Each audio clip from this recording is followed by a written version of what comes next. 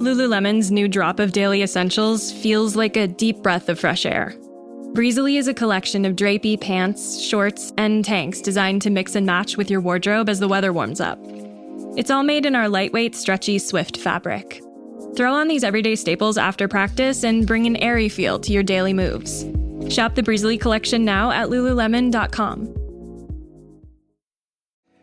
Welcome, everybody. We are back, the H3 podcast. We were not here last week because we were making an H3 video about all the protests going on.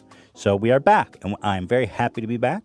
Today's episode is sponsored by MeUndies, Stamps.com, and TeddyFresh.com. Got a couple of restocks in, including this shirt and several others. William Osmond was meant to be last week. He's going to be next week. And Oliver Tree is going to be on July 17th. So, with that being said, Hila, you are COVID-free. I know that because I went with you to get tested. We are all COVID-19 free. Yeah, we all got tested, and it was really easy to do, which I was so surprised. And we got the results the next day. So was it the next day? Yeah. Wow. Next day. LA is doing a really good job. It's crazy. So Dodger Stadium, which is in like the heart of Los Angeles, has this massive parking lot. And because of the sports are shut down currently, they turned it into this massive testing site where you drive through with your car. And I was afraid I was going to get the scooper, the brain scooper. The swab. They swab out a piece of your brain. But actually, they leveled up. And all they do is give you a little swab. You like cough and phlegm in your mouth, and you just swab parts of your mouth, and that's it. Yeah. It's awesome. I recommend everyone to go get it done if they can. I think it's awesome that it's available finally. I think in LA, I don't know if it's true of the rest of the world or the rest of the country, Yeah, but in LA, for sure, you can get that test done. And everybody I know got it done, so it was awesome. So I got nervous, though, when I saw that email. They're like, Ethan, your COVID test is in. Yeah. It's like that STD test when you're in college. You're like, oh, baby, here we go.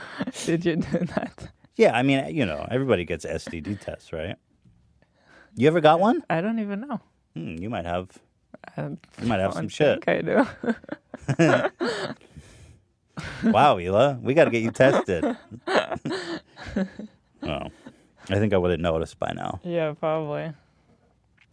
So let's talk about the protests. I have a lot to say about this issue. And I'm glad I gave it some time to breathe. I made a video on H3, our main channel, H3 Productions, talking about my experience with the police, which some of you probably saw. And my anecdote was simply that I have been stopped by the police twice. I've had 2 encounters with the police in my life. And both times ended without any incident at all and just totally letting me off. One of the times I had weed and a bong in my trunk, and I drove off the freeway because I was nervous and I didn't want to pull over on the side of the freeway because I didn't know what to do. I was an early driver, and it was so shady, you know. And I'm thinking back on those times, and I'm like, man, if I was black, those probably would have turned out differently. And not only that, if I would have gone to jail, my whole life would have been fucked up. Or if you just didn't Or even make if I it. was killed. Yeah. Which is obviously even worse.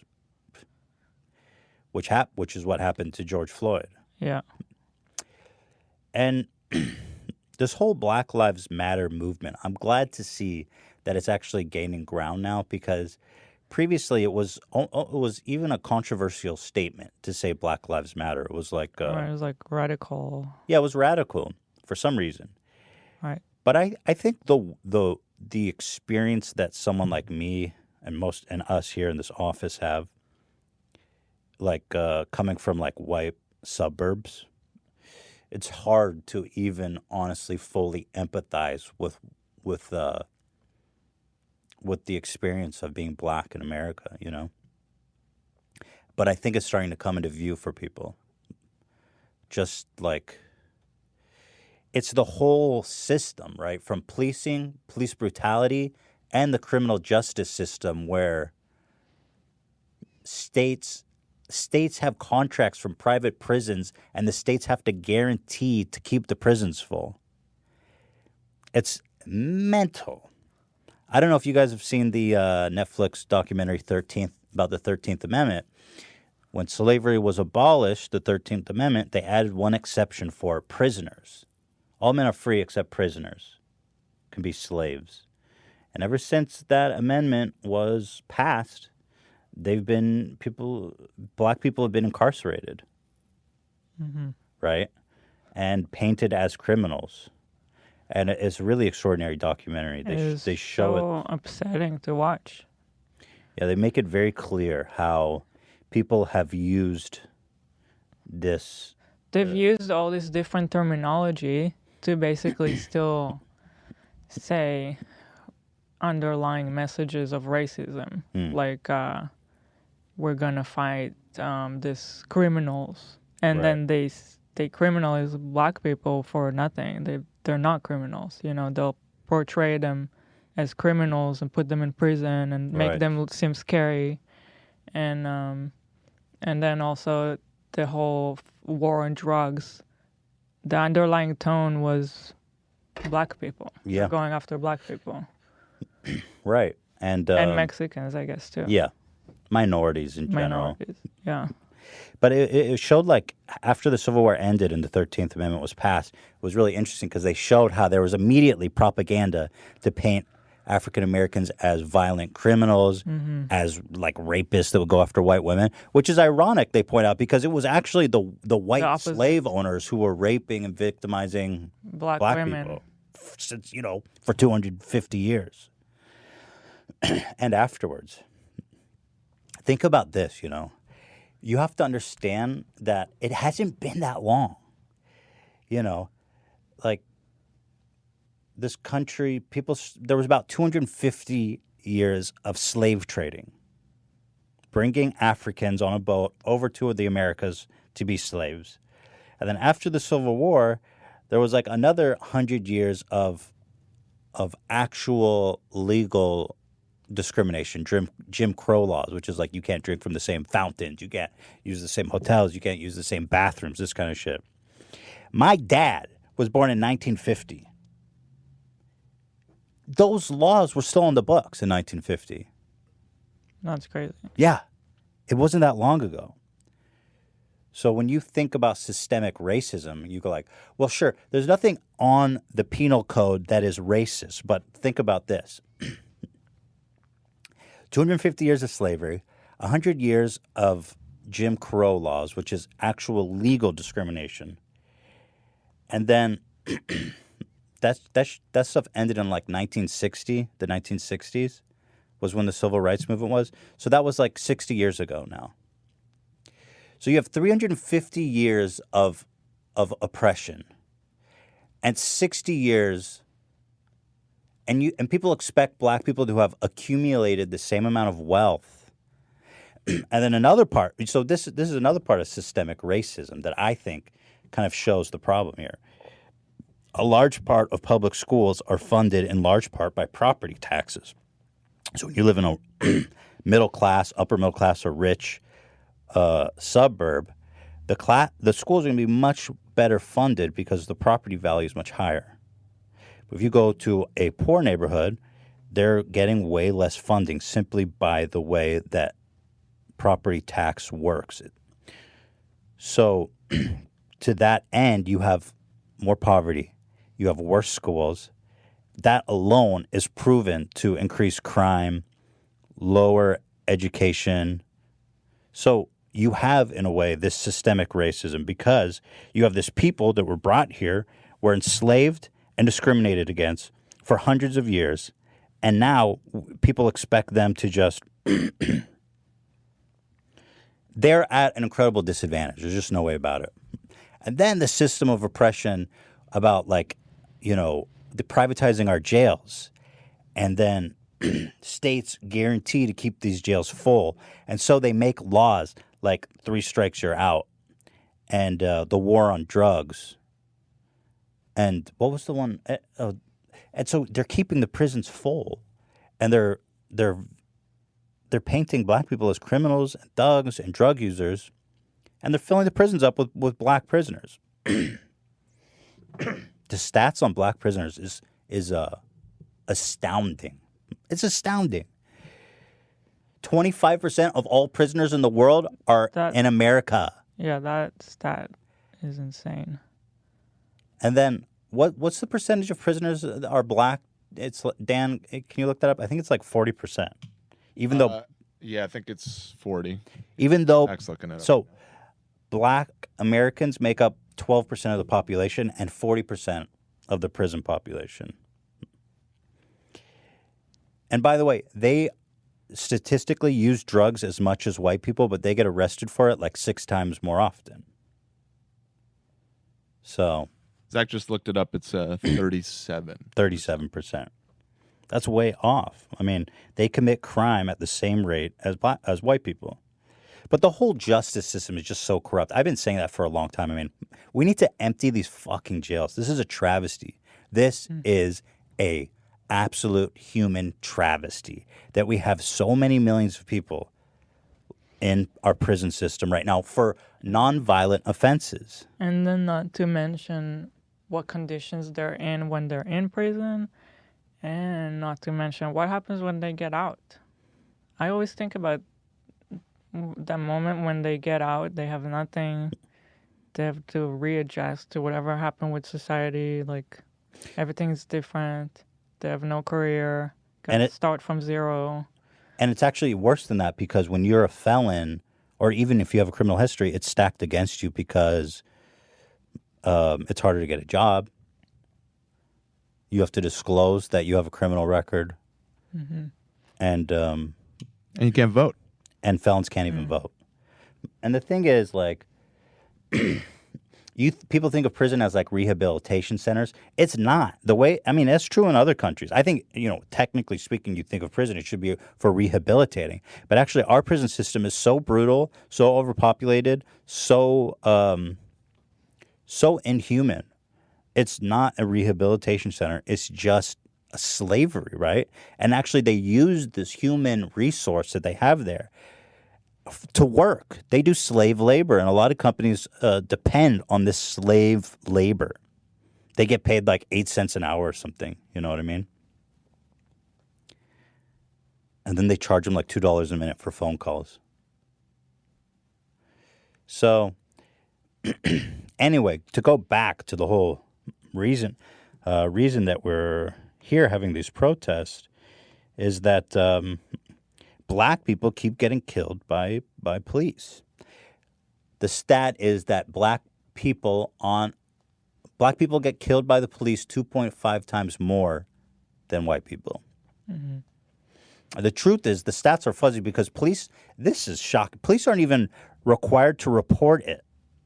There's only been an aggregate by a third-party journalist who started putting this together because they were trying to figure out, okay, well, are black people being killed more than white people by police? And there's no national database. Nobody requires the police to report it to a national database when they kill people. And then they're aggregating gun deaths, right? When you shoot people. George Floyd wasn't killed by a gun. Neither was Eric Gardner. They're both choked out. I think those are the two biggest problems facing our country right now is police brutality and our whole criminal justice system is just so inhuman. It's inhuman. I don't know. I feel like this is a real awakening moment for everyone. I agree. I feel myself that I was not aware of so much that is going on and the deep problems and where they come from. That it's crazy. It's so heavy and sad, and I feel like people will make a change now, I think. I hope so. Because, the truth is that it's been often said that nobody's free till everybody's free. Mm-hmm. And, of course, they say the original sin of America is that slavery, that our founding fathers would write that all men are created equal while having slaves is like the ultimate irony. And then it brings me to this other point of like the Confederate flag, like people in the South and people are flying the Confederate flag and trying to write it off like it's just history. Dude, the Confederates were a bunch of fucking traitors. They were anti-American. I love how these people are proud Americans flying the Confederate flag. There's nothing more un-American than the Confederate flag. These were a bunch of fucking traitors that wanted to ruin America. They waged war on America. I'm still learning about that, and I don't understand how is it even something that is allowed. Like, the companies have to ban it. Why is it even an issue? Isn't it obvious that it should be banned from everything? There's been like an incredible effort to rewrite history. It's funny. When during the Civil War, the North and the South fucking hated each other. Like, hate. You think our country's divided now? I mean, well, clearly they were dying by the hundreds of thousands. But if you try to fly a Confederate flag in America after the Civil War, they would have burned that shit down. Because they knew that that was the flag of traitors and white supremacy, right? And so during the 1950s, during like the height of the KKK and white supremacy and Jim Crow, they started rewriting the history of the Confederacy. Like, it was about states' rights and it was about our great heritage. And that's when they started putting up all these Confederate statues, because America would never tolerate Confederate statues back when the wounds of that war was fresh. They waited for all the veterans of the Civil War to die and for people to forget what that war actually was about, to the point where you could actually create this propaganda. Of course, many people know the truth, but you convince enough people that it's about states' rights and our beautiful heritage. Then they start putting up statues to Confederate heroes in the South, where a bunch of black Americans live.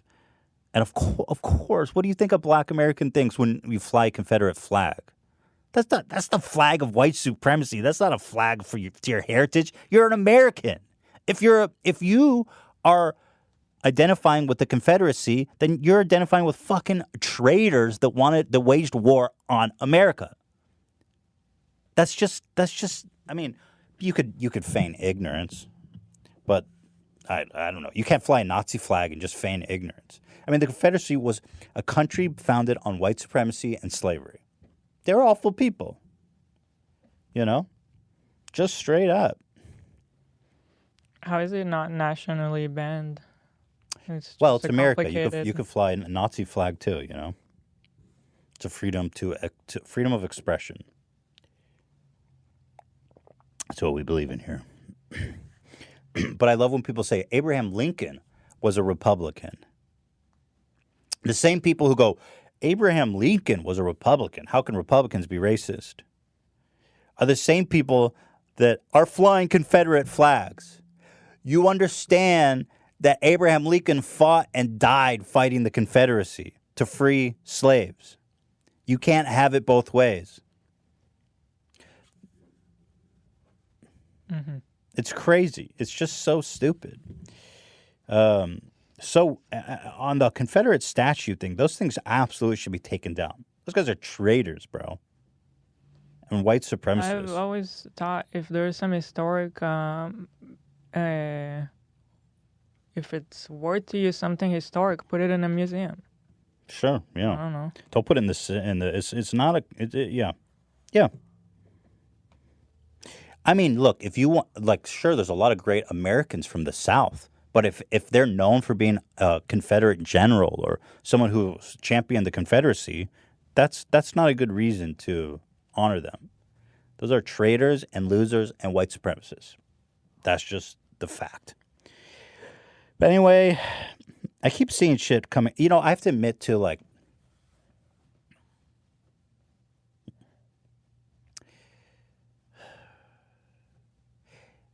it's occurred to me recently where it's like, you think back during slavery and you like to think, I would have been on the side of abolition. And you think back during the civil rights and you're like, I would have definitely marched with Martin Luther King. Everybody, even the Republicans, I saw Glenn Beck going, I respect Martin Luther King more than any of these liberals. And then the ironic part is, like, if you realize it, we are in, right now, a second civil rights movement for this very same people, with our prison system and with our policing system. So we are in that time, and this is that time. It's that bad. Mm-hmm. You know, African Americans were putting in their art and their literature, and they were saying it over and over in every single way they could possibly say it, and people didn't listen. They didn't really understand.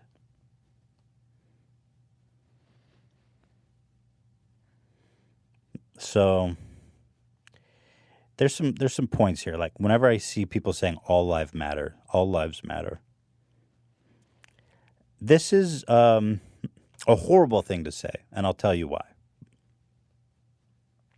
Well, I painted an analogy in our video on H3 Productions. That's like saying if there's a house on fire and there's 20 houses, you call the fire department.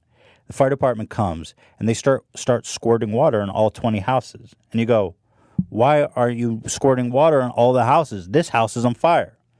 And then the firefighter goes, "Well, all houses matter." It's like, yeah, all houses matter, but this one's on fire. You know, when you say all lives matter, you're basically saying, yeah, you know, we all got problems. Right. You're basically saying, hey, your problems ain't nothing more than anyone's. That's not true. Far from true. Yeah. But also you can have problems and they can have problems. What you're doing is completely dismissing anything they're trying to say. Right. It's fine. You have problems, but they have bigger problems. They have different. You got problems. They got problems. Let's talk about both problems. What's your problem? Well, if they can have their basic rights as human beings, they have bigger problems. You know what I mean? It needs to be addressed. I agree. Your regular problems, they have that too. Yeah. You know, but they have more problems on top of that. I totally agree with you. I'm trying to frame it in a way where it's like, if you think as a white person you have issues, we can talk about those. But we can also talk about the black but issues it's also as well. like, why do you refuse to set yourself aside for a minute? Right. And understand that you're not the center of everything and that someone else is actually having it worse than you. I think these people are like, well, I got a shitty job and I'm broke and everyone I know is broke. And they are too. Yeah. And on top of that, they have to be afraid of walking in the street and getting shot by a police guy for no reason. Mm-hmm. And dying, you know? It's like, yeah, we all got problems, but you can drive on the freeway and, yeah, you can call the police. A lot of black people feel like they can't call the police. I bet you they have to think about it twice, you know, before they do. Is it worth it? There's so many I was watching this video. Black shop owner calls the police to report a robbery, and then they show up and beat the shit out of the shop owner and arrest him. That's why black people don't call the police. Yeah. It was even worse than that, right? They walked past the dude. Oh, the actual the robbery was in progress. Dude. Yeah, and he was like on his way out, and they like rushed past him. It's pretty wild. So, all lives matter is honestly, I would say, at best, it's extremely ignorant and rude and dismissive, and at worst, it's just straight up racist. Mm-hmm. So that's what it really means. All lives matter. It's just ignorant. Don't come at me and say all lives matter. That has nothing to do with what they're saying anyway. Yeah. Okay, all lives matter. That has nothing to do with what they're saying. They're not saying all lives don't matter. They're saying we as black people have problems that we need to talk about. They're saying they would like to get to the point that where all lives matter, but we're not there. It's just like it's just an awful argument. And then you have people like Candace Owen, for example, who are taking the angle of trying to assassinate the character of George Floyd. And this happens pretty much... That is the worst. This really is, in my opinion, the absolute pits, absolute abyss of just toxicity. You're talking about a person who died and has a mourning family right now. Yeah. You want to go on about his character now? What does it matter? It doesn't. So Candace Owen is she's a black female. She's very articulate, but she's like a very conservative. I don't even know how to describe her, but she made a video on Facebook. Here, I'll show a little bit of it that went like mega viral on Facebook and all over the place. She's known for making these kinds of statements, so it doesn't come as a surprise to anyone, obviously. But this, to me, is the absolute most terrible, inhuman argument to make. I'll just play the beginning part for you. Hello, Facebook family. I have decided to do this video. It has been weighing very heavily on my heart and on my mind as well. And it was something that I wanted to say early on, but there were so many emotions and so much pressure for me to go with the popular opinion about who George Floyd was. And sometimes it can be difficult when there are just so many external pressures to say what you believe. And this was an instance where I felt like my silence would have been better in the beginning. But the more that I think about it, I realize that we are being sold a lot of lies, and at the detriment to the black community, at the detriment to the white community, and at the detriment to America as a whole. So I want to come out and say that I do not support George Floyd and the media depiction of him as a martyr for Black America. I'm going to explain why, and I hope that some of you guys will understand where I'm coming from. I have spent a considerable amount of... So she goes on from here for 18 minutes to talk about everything, just to totally assassinate his character. That he went to prison for armed robbery 18 or 13 years ago. What? That he shouldn't be the hero of... Yeah.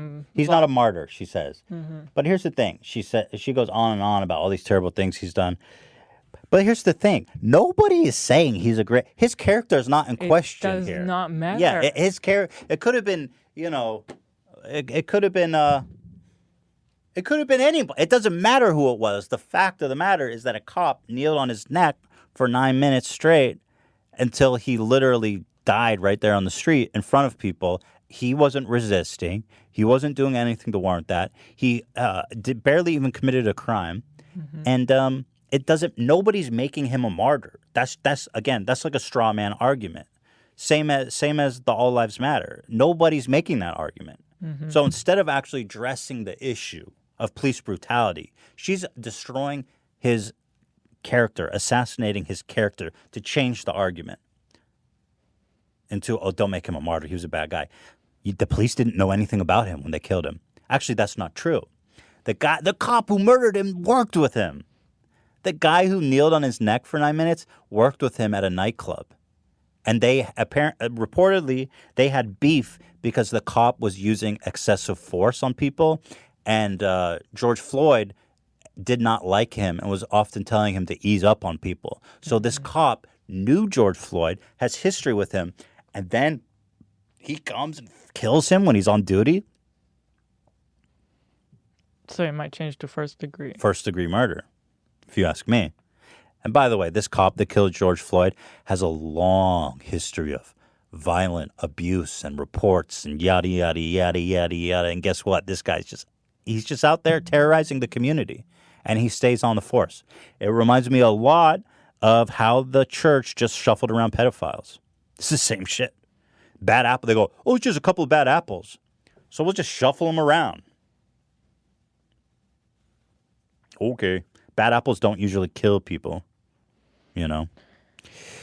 So anyway, she goes on. And actually, Dave Chappelle put out this 30-minute... I don't even want to say stand-up, but it's more like a monologue. They called it, what did they call it? A speech with a couple of punchlines? Something like that. That's a good way to put it. It's on YouTube, actually, on the Netflix YouTube channel.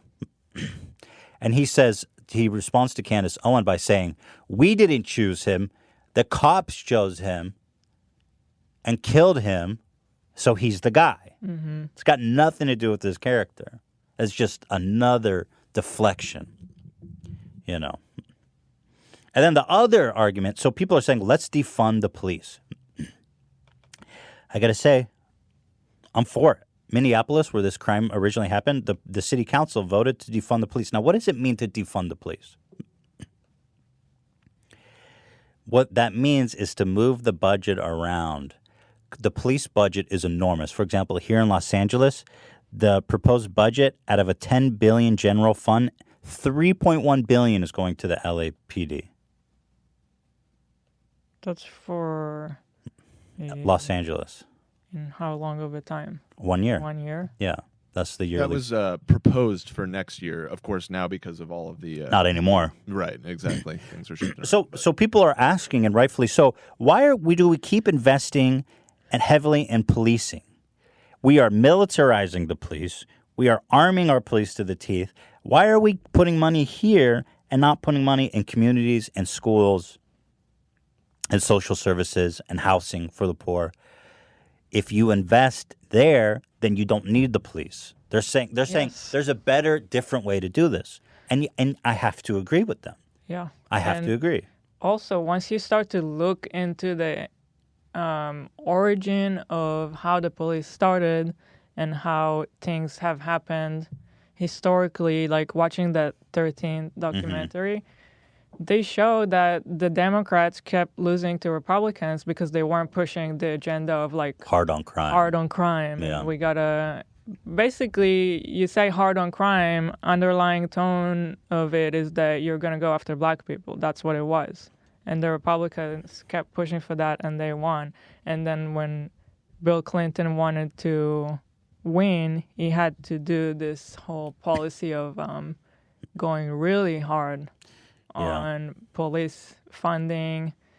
I'm not that well informed on what exactly he did, but Bill Clinton actually, he kind of made it way worse. Yeah, Bill Clinton. And you know who the architect of that bill was? Alec or Hillary. Was it Hillary? Go ahead, Dan. You Joe Biden. Oh, Joe Biden.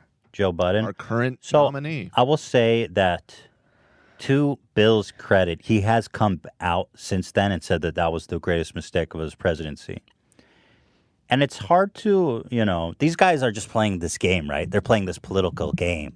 And they don't imagine they're playing I want to be president.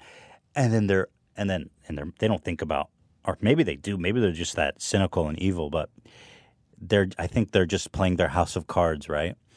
But Bill Clinton invented this term of super predator, and that these people are just evil and they need to go to jail. And I believe was it Bill Clinton that invented the 3 strikes you're out?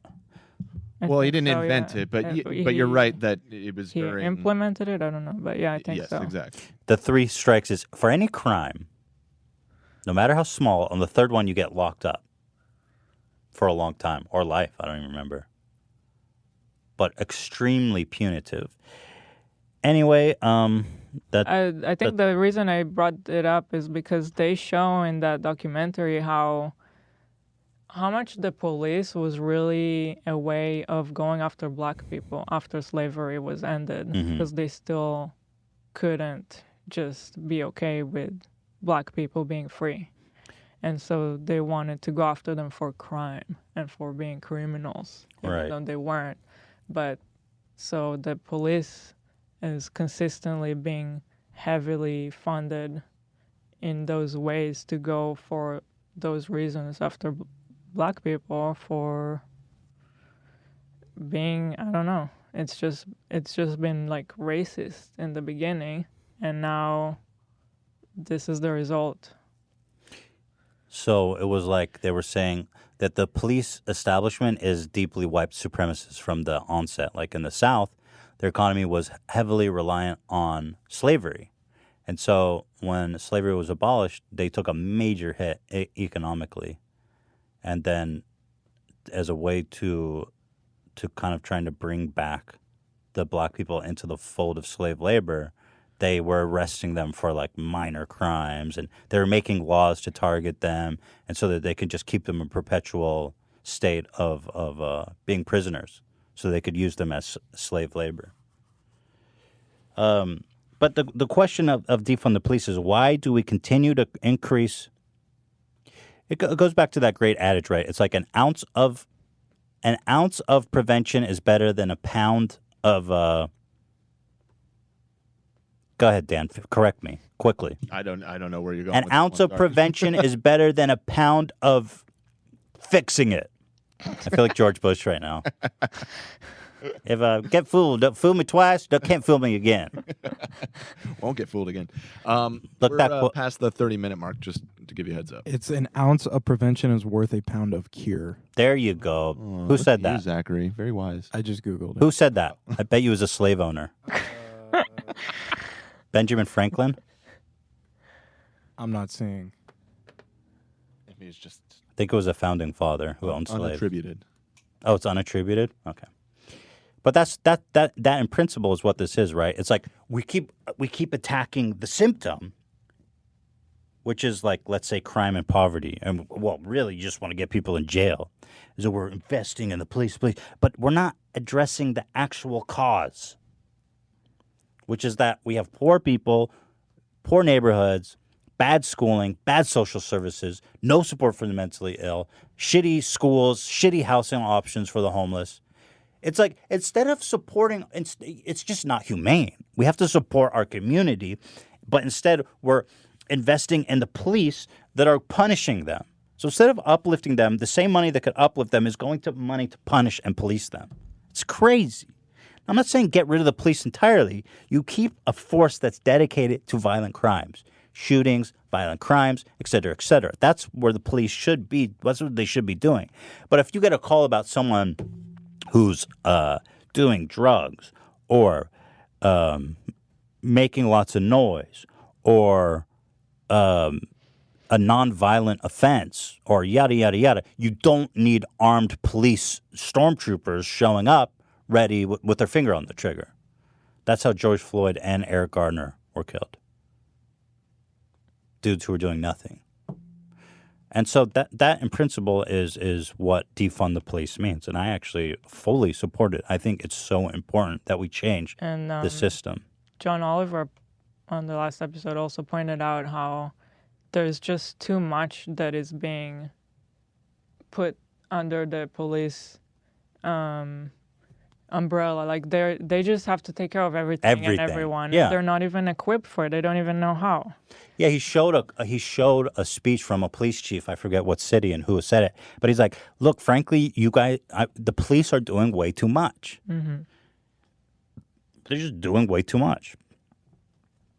You instead of having the police do it, have people who are better trained for their specific task. You can't expect a police officer who's trained to deal with violence. They're violent. They deal with violence."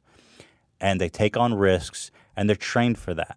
So it's almost hard, for example, to even, like, it's better for them to just put them in the places where they're trained to be. Because when they're all on edge and they're trained to use their weapon and they're thinking like that, when they show up to something that doesn't really require that level of force, of course, they're going to go there more often. I mean, it's just like any other field in the world or in a business. You have specialized people doing specialized things. Definitely. You just need to separate and have people specialize in specific things, and that's their duty. I mean, the cops just wear too many hats. They're required to do too many things, and they're really not good at all those things. And the police training by nature is they're not trained to do those things. They're trained to be police. This is, by the way, the budget for LA. Of the discretionary $10 billion that the mayor has, this is how much he's putting into LAPD versus housing and community, transportation, recs and parks, cultural affairs, emergency management. That just to give you an idea. I mean, that's fucking outrageous, you know? Mm-hmm. And then imagine a black person, you work, you pay taxes, and like this huge vast majority of the taxes you're paying is going to a people that you don't even feel comfortable calling, that you're afraid of, you know? So that's what defund the police means. Let's throw it to a quick break, and we will come back and continue this conversation. Don't go away.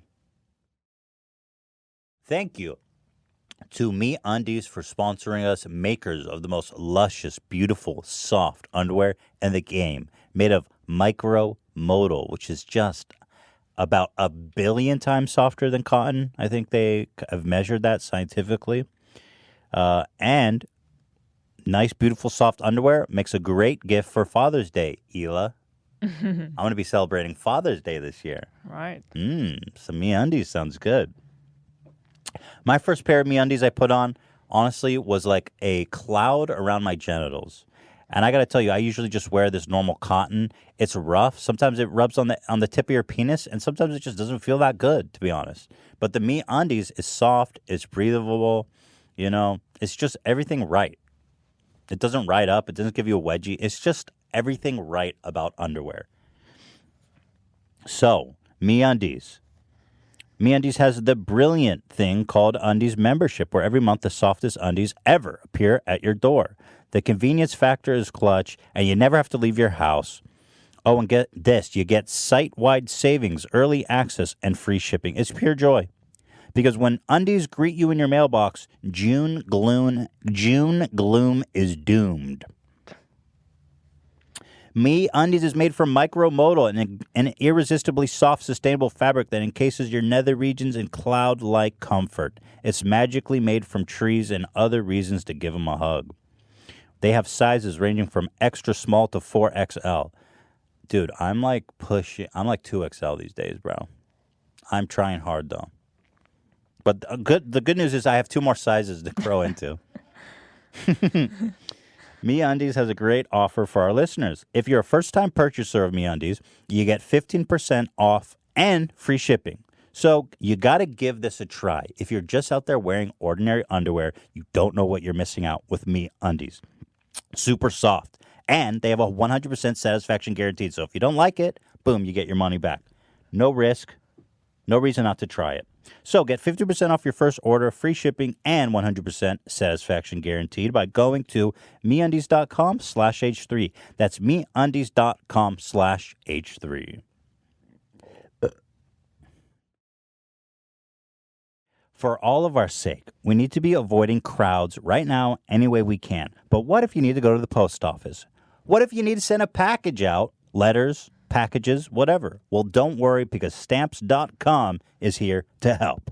With Stamps.com, you can print postage on demand and skip those lines and crowds at the post office. Plus, you actually save money with discounts that you can't get at the post office. And if that wasn't enough, Stamps.com also offers UPS services with discounts up to 62% and no UPS residential surcharges. Stamps.com brings you all the services of the U.S. Postal Service right to your computer in the safety and comfort of your own home, office, or anywhere else you may be hunkering down right now.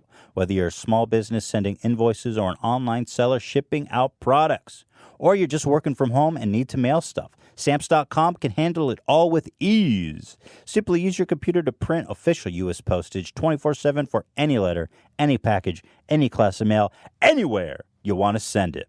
Once your mail is ready, you just leave it with your mail carrier. Schedule a free pickup or drop it in a mailbox. No human contact is required. Isn't that simple? Ain't that the beauty, boy?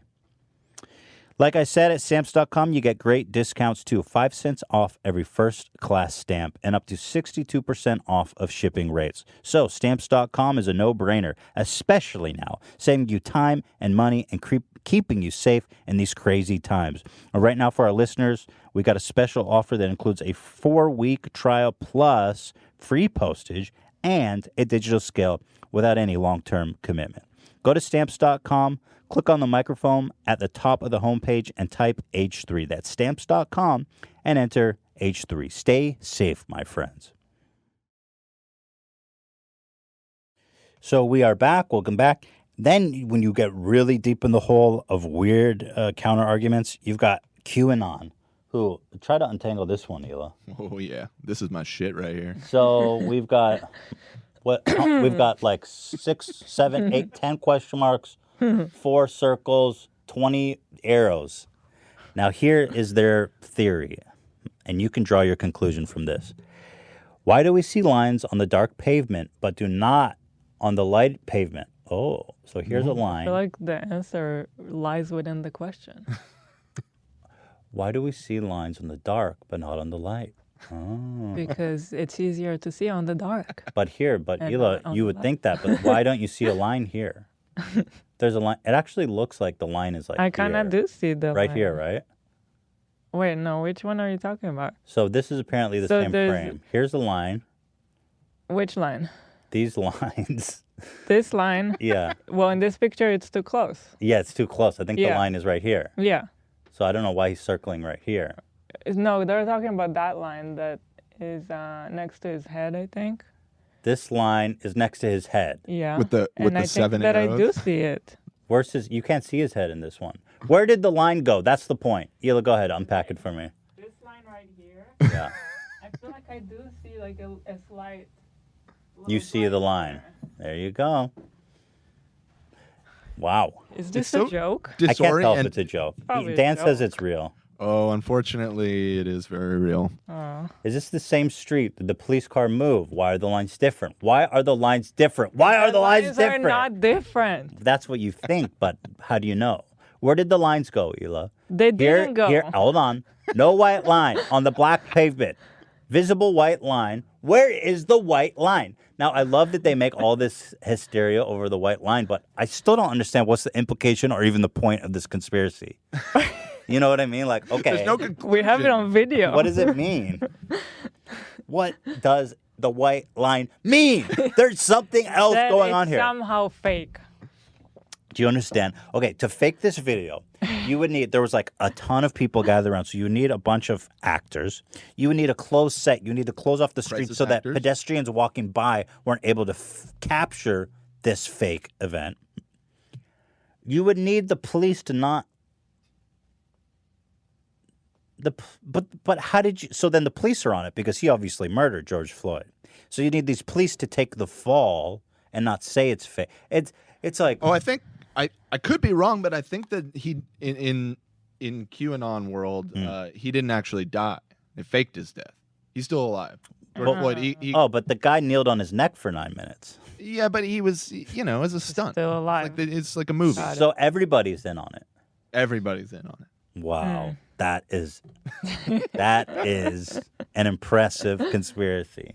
I mean, These people have no problem stretching their imagination. remember that Alex Jones thought that Sandy Hook was an entire faked event with tons of actors. That- and, yeah. you know, I mean, so it's you know. it's not unprecedented. Right. Well, that They had a lot would of be practice at this.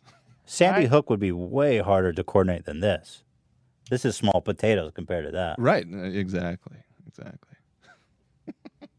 Imagine faking the death of like dozens of kids. So anyway, that's my whole spiel. You know, look, I'm trying to avoid politics in general, but I do personally feel like this is very important.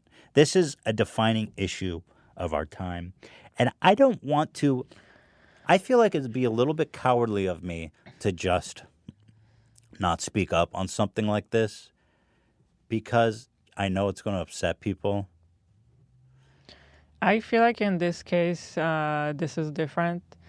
And this is a time that there's a real movement right now that I think is really important to keep it going until there's real change, because it just can't happen again. It's just not. There can't be another George Floyd. It cannot happen again. It happens like every week, unfortunately. That's unacceptable. I And agree. I think that especially us not being black, we have a responsibility to take part in this and do whatever we can and educate ourselves, which is something I personally have been trying to do. Try to educate ourselves and try to understand why are things the way they are and where are the points where change can actually happen. Mm-hmm. Like they're saying with voting, I don't know, beyond just the presidential candidate, like all the more Local elections. Yeah, local elections. Mm-hmm. Voting for your DA. That's a big one that most people ignored. Well, the Minneapolis City Council are the ones who are able to abolish the police, defund the police, rather. So I feel like this isn't really a political issue. It's like a human's right Yes. issue. I don't know how it became political. I really don't. Really, it's just some people refuse to accept I the mean, fact that somehow COVID became a political issue here. I don't know how. Then Yeah, that- anything will be. the COVID becoming a political issue is truly mind-bending to me. And speaking of, and again, I don't like talking about Trump here because people get upset. but I have to bring this one up because Trump tweeted about the 70-year-old guy. We all saw the video of the 75-year-old guy who got pushed over by the police, cracked his head open on the sidewalk, and was bleeding out of his ears. We all saw that video. It had like a bazillion views. And we all saw it and we're like, wow, this is fucking crazy. Donald Trump tweets out, everybody hold on to the edge of your seat. Buffalo protester shoved by police could be Antifa provocateur. 75-year-old Martin Gugino was pushed away after appearing to scan police communications in order to black out the equipment. So this guy, the 75-year-old man of this video we all saw, was attempting to black out all of their communications by, I don't know, he had his phone in his hand. And then they say, I watched, he fell harder than pushed, was aiming scanner. Could be a setup. He fell harder than he pushed. This is a 75-year-old man that was able to catapult himself to the concrete and crack his dome. And intentionally give himself permanent brain damage. Right. Oh, this is the tweet that, there was I was like, wow, this is peak insanity. Like, this has got to be too far for, like, everybody, right? Not for 200,000 people like that. Nope. I think a lot of people like Trump's tweets, maybe ironically. I don't know. What? Or retweet. That's real. You think so? Yeah, I think so. Why would you like ironically? Well, they're like, dude, look at this crazy-ass tweet. You might retweet it for that reason. Yeah, maybe you're right. Like. But, Yeah, I mean... like it. I mean, man. I think it's real. I mean, he's got golly. a lot of supporters. That is like peak insanity. Garbage. Right. Glad you agree, Keem. Keemstar, what do you think about that 75-year-old? You really crossed the line. He crossed the line. Well, I disagree with you, Keemstar. I think that's just an awful thing to say. You're a fucking hypocrite. Hey, don't talk about that guy. That guy did not deserve any of that. How dare you say You're a that? piece of fucking This garbage. is Keemstar, you are way over the line to speak about him like that. Guy is Garbage. Hey, come on. Have some respect for the man. Good luck, Ethan, because you're going to fucking need it. All right. Geez, weird thing to get heated about. His friend tweeted this out. He goes, kind of surreal when the president starts accusing your 75-year-old friend of being an agent of Antifa.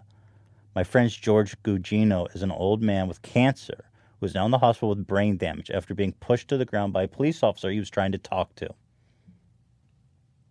There you have it. Call him George?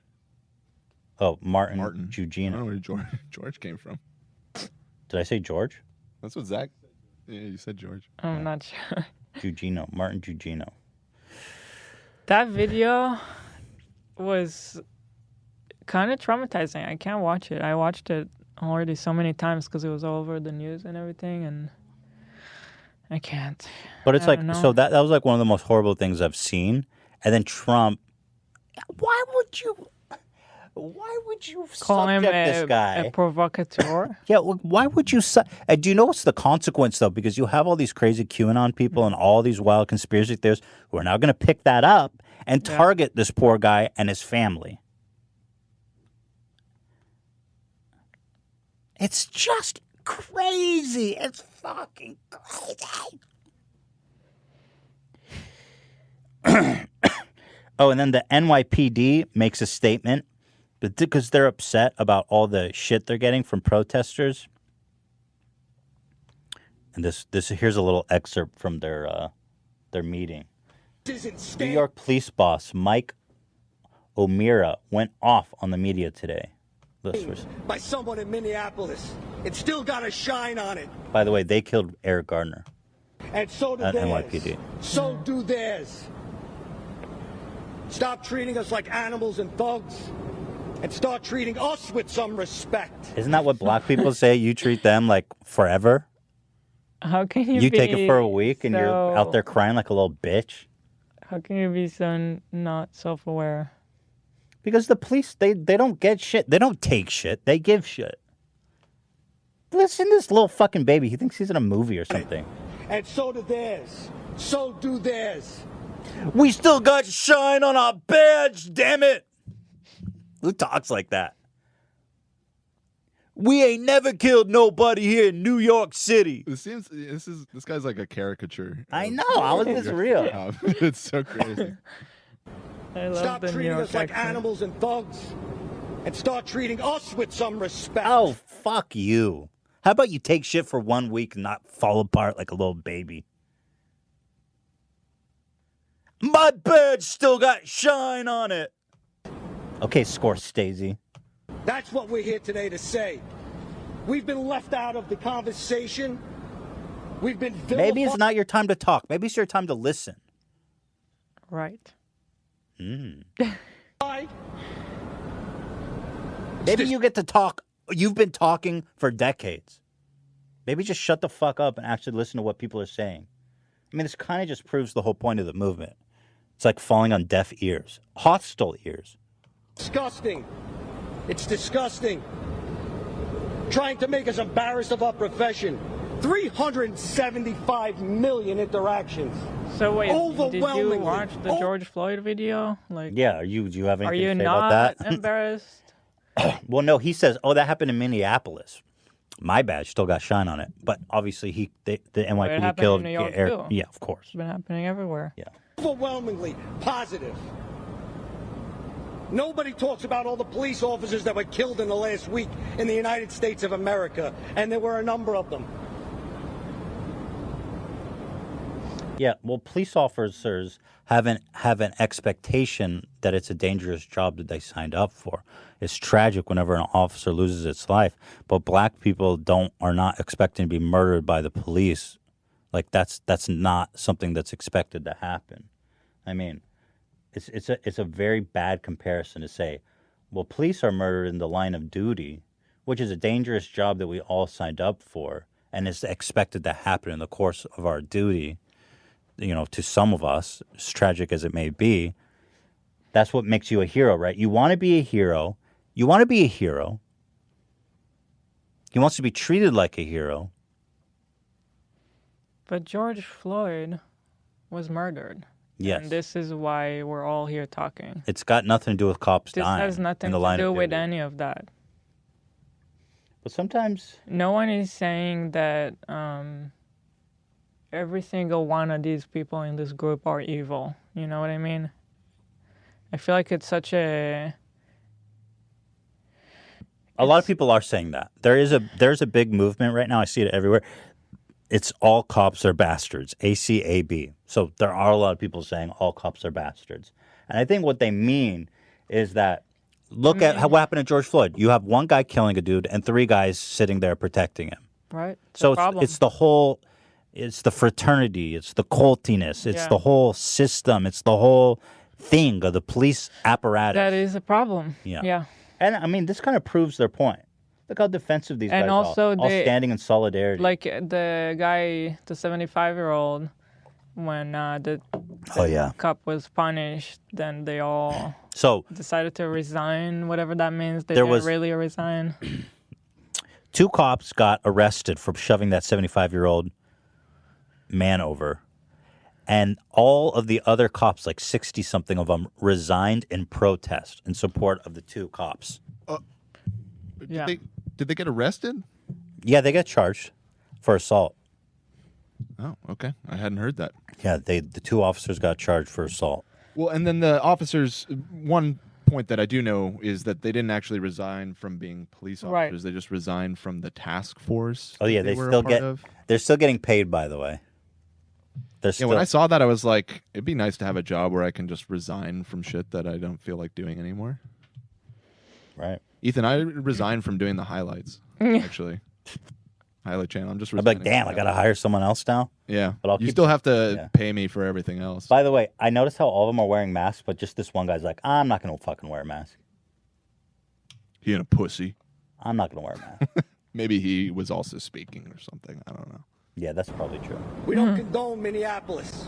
We roundly reject what he did. Bro, your police department does the same things. What the fuck? Disgusting. It's disgusting. It's not what we do. It's not what police officers do. Well, all the Our footage legislators has been abandoned pretty us. awful for you guys. The press is vilifying us. Well, you know what, guys? I'm proud to be a cop, and I'm going to continue to be proud to be a cop. Hey, you know what, guys? We rule. This isn't about you personally. Like, he's taking it personal, like you said. But how about just listen? Yeah, and they're all there in solidarity, like totally missing the point. Why are you guys being so brutal and that's all in a police brutality protest? Round of applause for our boy here. Yeah, I know. And then, of course, people are protesting police brutality, and the police respond with police brutality. Yeah. Beautiful. Thank you for proving. Everything the police have been doing has totally been proving their point over and over and over again. NASCAR bans the Confederate flag, which I think is a huge move. People should not be flying the Confederate fucking flag. People are not happy, by the way. The comments are gold. This is ridiculous. You can't erase history. That argument is Just so go read a weird. history What book. Wait, what history are they erasing? Yeah. Put it in a book. It is in a book. So what do you want? I'm starting to hate you more and more. I will support local tracks more than I will support NASCAR. I hate you. You have become political all of a sudden. You will lose more fans, just like the NFL did. Now, just put this in perspective. These are the same kind of messages people were getting, schools were getting, restaurants, public places were getting when they allowed black people to come share the same space as white people. It's the same fucking messages. And everybody likes to think back then and be like, oh, I wouldn't support that. It's people were sending the same messages. Okay? It's the same shit, different fucking day.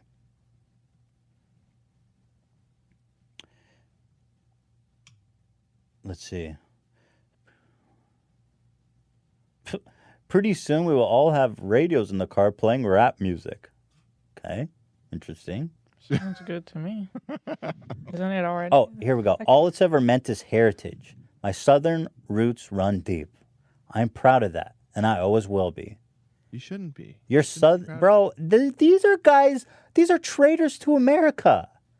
I mean, that's like a German. By the way, and the Confederacy was short-lived. It's not like deep southern roots. The Confederacy, they existed for like 5 years, and they were defeated and abolished. The Confederacy has nothing to do with Southern roots. Yeah, that flag that wasn't even the flag of the Confederacy. Is literally the flag of one of the armies. Like, it's explicitly just the flag of people that actively fought America. Look at this. Why must we always have to give in? Destroy our histories, uncivil and embarrassing. I mean, it's literally the same person from a person in Germany being like, hey, dude, I'm going to fly. I swear to God, I'm not being hyperbolic. It's a German person flying a Nazi flag and being like, hey, dog, it's my history. It's got nothing to do with Nazism. It's just my history, bro. My deep Nazi history. There is some of that sentiment in Germany, but it's illegal there. The Confederacy only existed for 5 years. It's got nothing to do with Southern identity. Nothing. The Confederacy was about white supremacy and slavery. It's crazy. And it shouldn't be flown. Fuck them. Fuck the Confederacy. Fuck the Confederate. Fucking traitor-ass losers. So that's great. I mean, NASCAR is pretty much middle America, so, there's lots of pushback, but change is inevitable, and people will get over it. And then in 20 years, all their kids will be like, that was fucked up. You know what I mean? Like us looking back on Jim Crow and segregation. And we'll be like, that was so fucked up. Mm-hmm. That'll be 20 years still. This website's awesome. This website is called One Angry Gamer. You could say that again. This is One Angry Gamer. Traitors of America. I love that he's a gamer and he's just angry.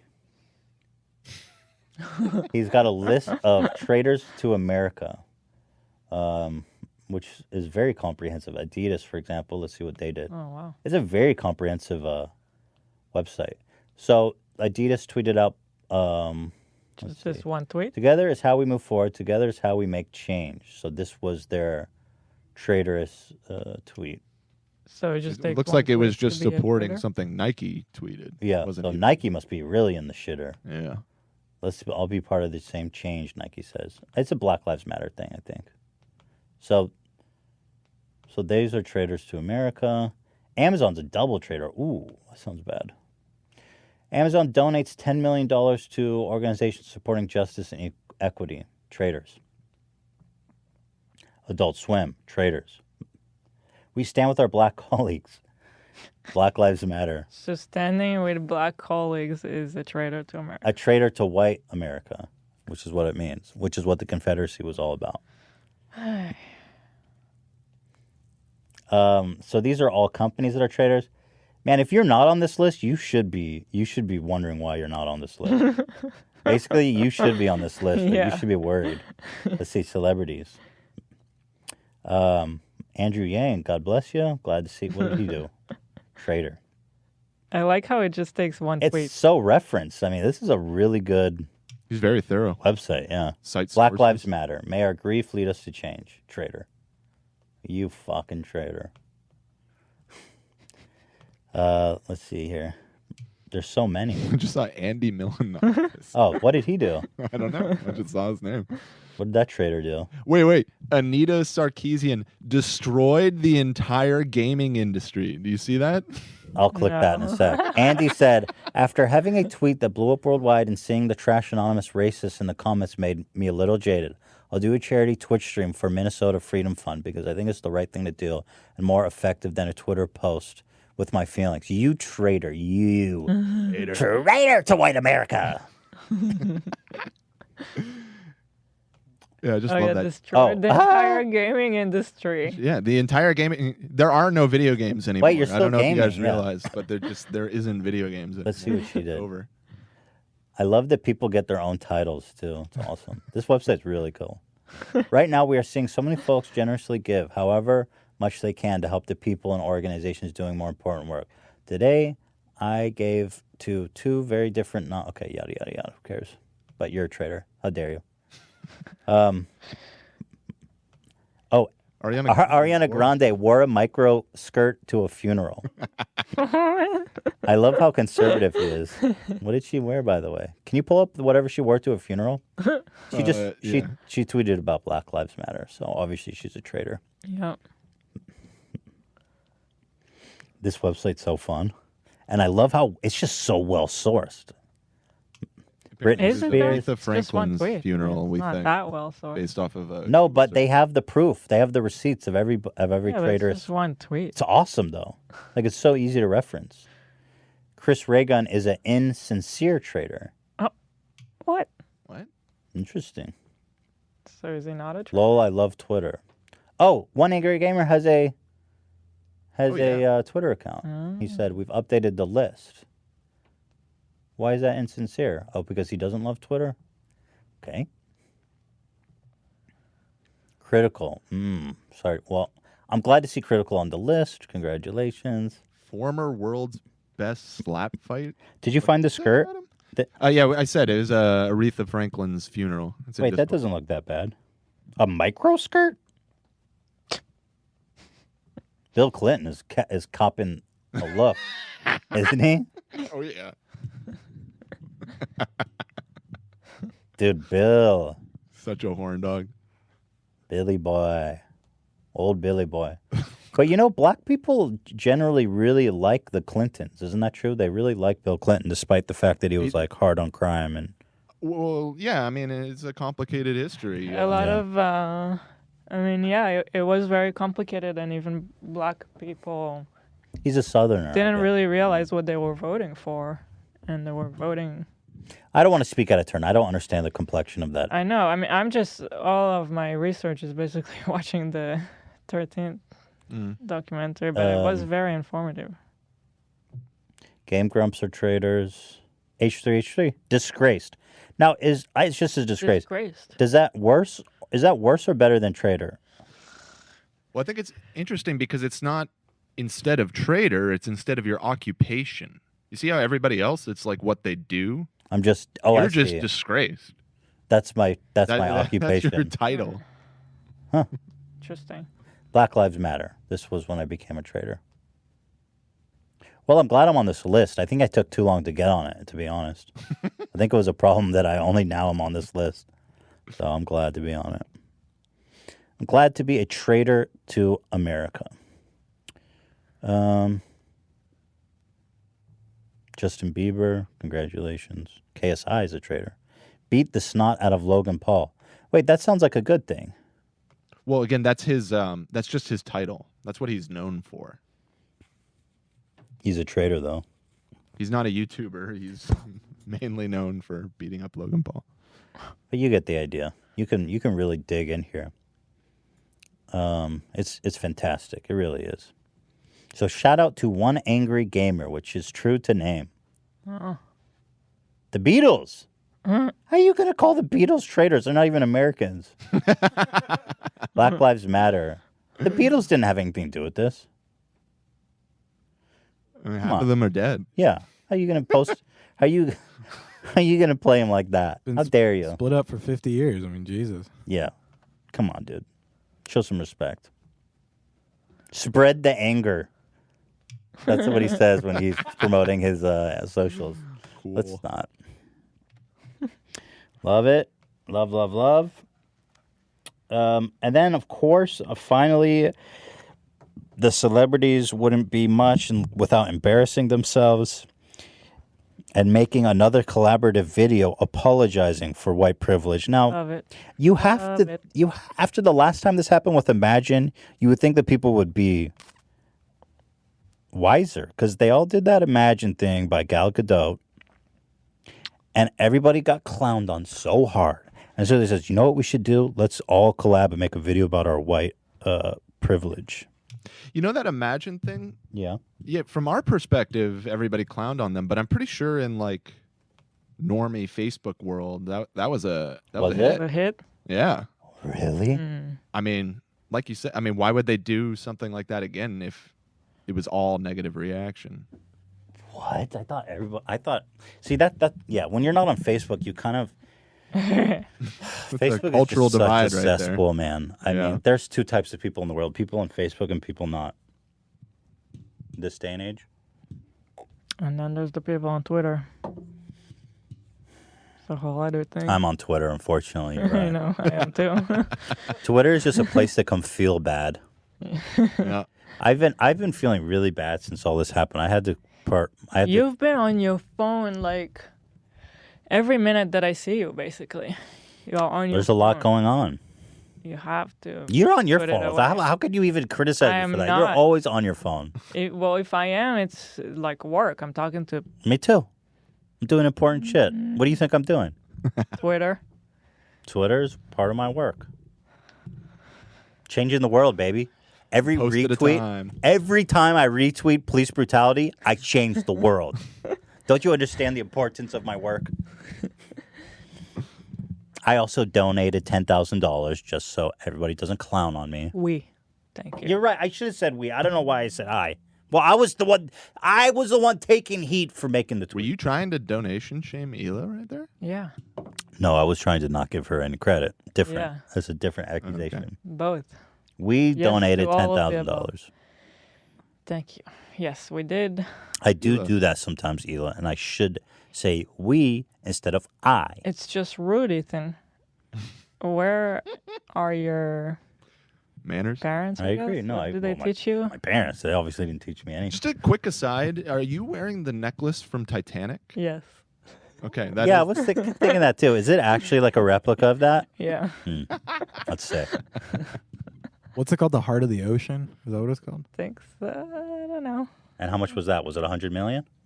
No. 75? Was it expensive? My necklace? Yeah. Expensive, but not like Not it's $100 not million real dollars. stones or anything. So Right. not expensive like that. Okay. So anyway, here's the celebs are back. We regret to inform you the celebs are back at it again. Here we go. Now, every time I hear black people talking about this, again, look, I'm a white dude, so who am I to lecture them? But they always say, don't apologize for all this bullshit. Just fucking donate and help. You know, we don't want your crocodile tears. Why is this black and white? It's just embarrassing. It's just so corny. But here we go. Let's watch. I take responsibility. I take responsibility. Hit him with that. I take. Oh, am I going to get claimed for this sad ass music? Do we know? I don't know. What is itakeresponsibility.org, by the way, too? They have a website. Let's just dispute it if they claim it. Fuck them.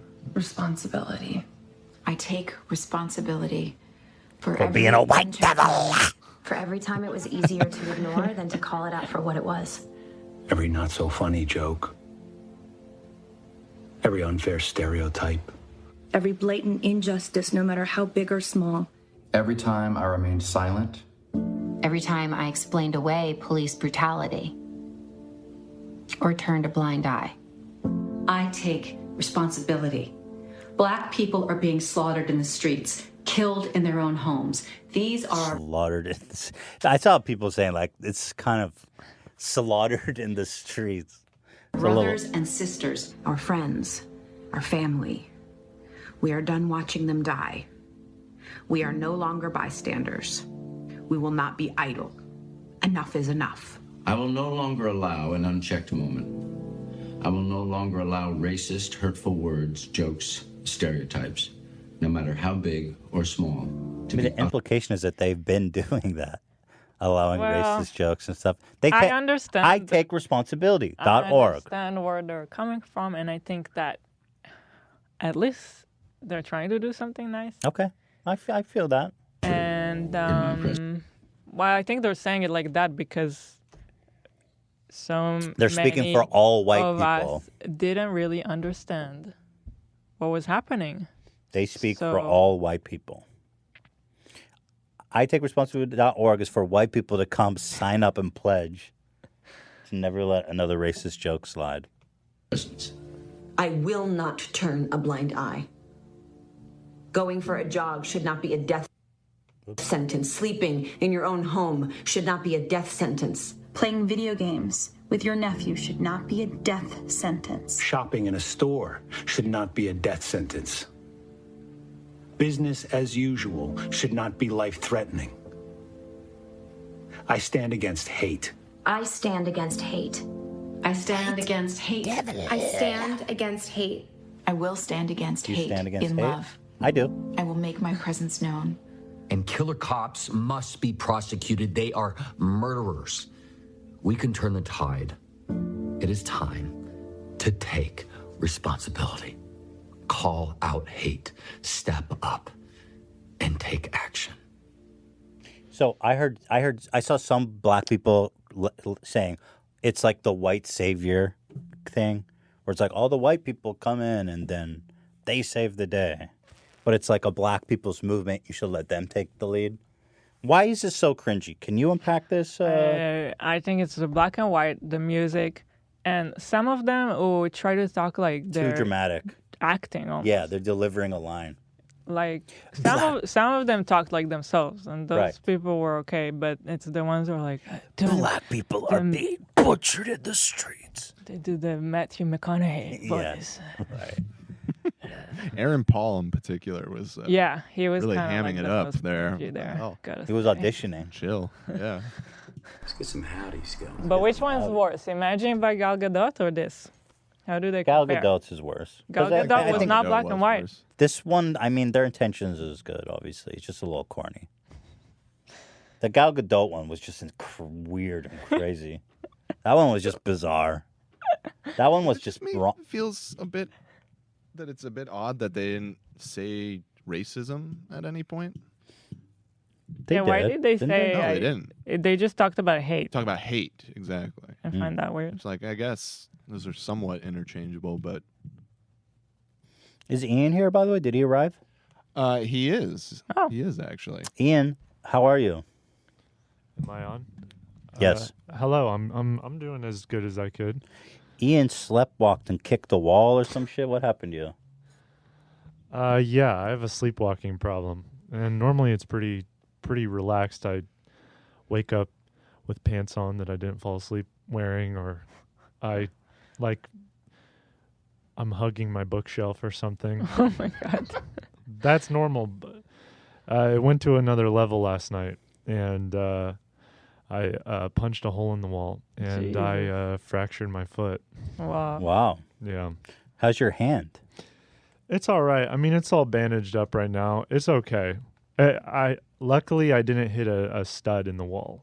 Wow. So you slammed through the drywall? That's pretty impressive. Yeah, I had to flex on him a little bit. So did that wake you up? And then you're like, what? Yeah, it was around that time. Usually it's because I have these really vivid dreams, and then I feel compelled to act them out, and especially if they are very intense or scary. So, do you remember what you were dreaming? Yeah, I was dreaming that the ceiling was like slowly lowering, and I was gonna die. I was gonna squish me, like in episode 4 of Star Wars when they're in the trash chute. And so in my sleepwalking brain, if I didn't try and get out of there, I would have been squashed. So I punched a hole in the wall. And did you wait? Do you know if you woke up after punching the wall, or did the dream continue? How does that work? Do you wake up when you hurt yourself? I didn't really realize what was happening at first, but then I remember going to the window and looking out, and then I expected to see the roof lowering and like the sky disappearing. And then once I realized, wait, nothing's happening, I kind of had a realization that I was fine. And that's usually what happens is I'm aware that I'm doing these things, but I'm not in my room. I see a whole other place, and then slowly it shifts to where I actually am. Jesus, dude. Yeah. That sounds dangerous. What if you jumped out the fucking window? Yeah, that's worried me because I currently live on a 3rd floor, and there's been 2 instances where I've gone to sleep with my balcony door closed and then woken up and it was wide open. Jeez. How often does this happen to you? Maybe, I mean, times that I'm aware where I'm actually waking up and realizing it's happening, maybe once or twice a month, maybe. Oh, but how often is when you wake up and the doors are open, so it's happening and you're not even aware of it? That's very rare. That's happened maybe twice in 4 years. So that's more rare. It's usually I'm very contained in my bedroom when this happens, and then I snap out of it fairly quickly. And your girlfriend was there, right? She was there last night, yeah. What was her reaction? I mean, she thought I was gonna go fucking The Shining on everybody. God. Poor girl. She was terrified, understandably. Yeah. Yeah. So tell me what happened when you kind of snapped out of it. What was the conversation like? Well, she was trying to calm me down, but then I think normally. When I do this, it's so kind of low key and kind of goofy. I actually did it 2 nights ago, and she said she woke up, and I was looking around the room, kind of picking things up, and she was like, "What are you doing?" And I was like, "Don't you hear the animals? Don't you hear there are animals in here?" She's like, "Just come back to bed. It's fine. What are you talking about?" And I got close. I squatted down. I was like, "But the animals are in here." And she was like, "Just go to sleep. It's fine." And then I did, and we laughed about it. This one was a lot more intense. Yeah. So in my mind as well, because she was talking to me, she was in my dream where I could feel her distress. And I think that pushed me even more because I was like, oh, we're both going to get squashed by this thing. I need to get us out of here. And yeah, so I went to urgent care this morning, and they're connecting me with the sleep specialist to finally kind of figure out what's going on with this thing. I wonder what do you have to do? Because, what do you have to strap yourself when you sleep? I mean, do you know Mike Birbiglia, the comedian? Have you heard of him? I don't know. What? He's a stand-up comic. But anyways, he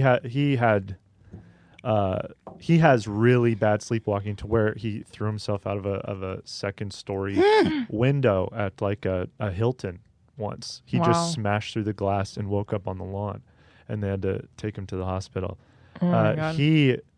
He has to go to sleep in a sleeping bag, and his wife zips him up, and he puts on oven mitts. Holy so he shit, can't unzip it. I'm hoping that that's not the case with me. Holy fuck. Yeah. Well, your girlfriend, at least, hey, she got a trial by fire of Ian. I mean, she's ready for anything now, right? Yeah, I mean, she was so supportive. She was really incredible. She's been, helping me all this morning because I had to go to the doctor, and just incredible in every sense. So she's been great with this. Good job to her. well, I look forward to pictures of you strapped in a suitcase with mittens. Yeah. You need a sleeping sack. It's like you do that with babies. What if it's too hot? Can you get a sack that, like, what do you do in the summer? We got to get a summer sack. Like a breathable sack? Mesh sack. We got to get a mesh. Oh, you got to get a sack for every season. No, but I look forward to you getting treatment for that. That sounds really scary. So sorry to hear that. Yeah, but it's it could have been worse. So I'm scared about you jumping out a window, though. I don't want that to happen. well, like I said, I'm moving in 2 weeks, and I'm not going to be at that. You'll be on the high ground anymore. floor. Yeah, so it'll be all Good. good. So you can jump out the window then. So Yeah. just wait 2 weeks. Yeah. It'll be all, Jeez. Just don't sleep for the next 2 weeks until you're over there.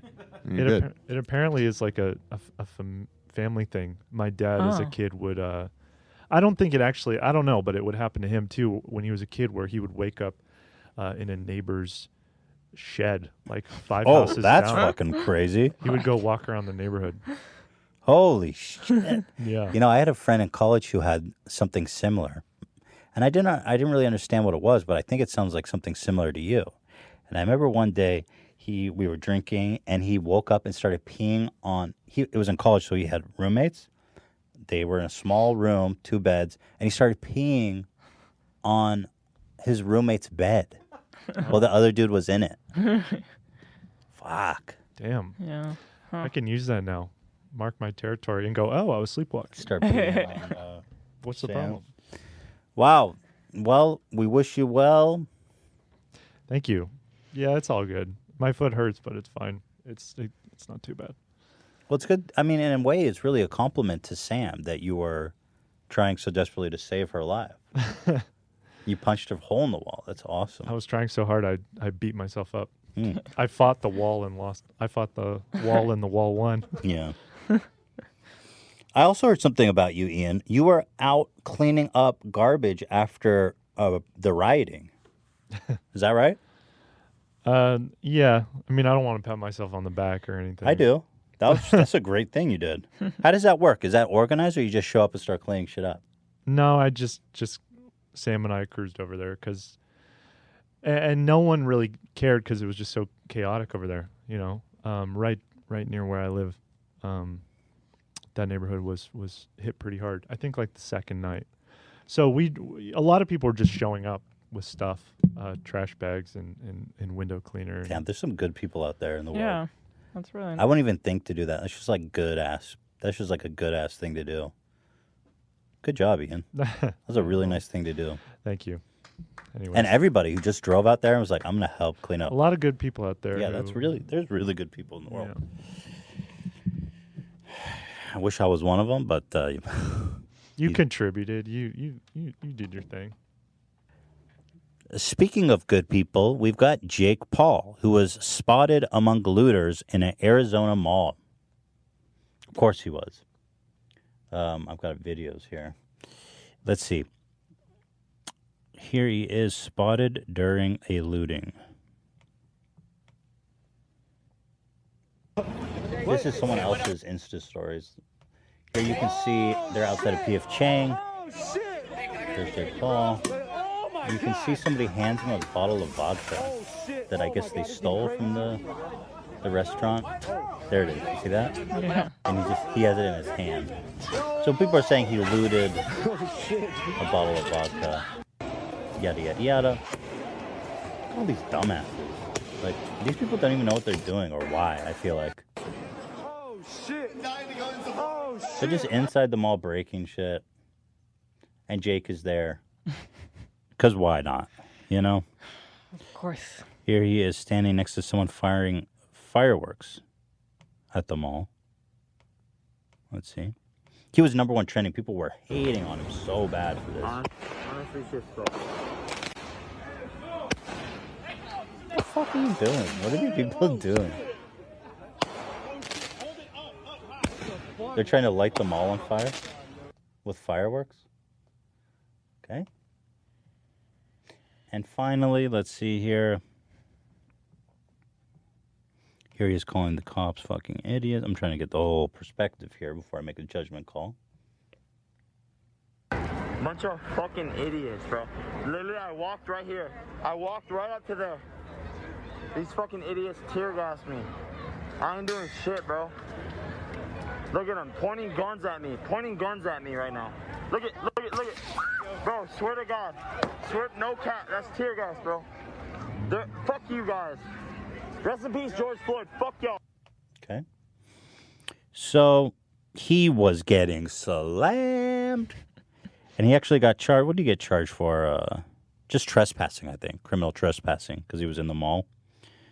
And he released a video about it.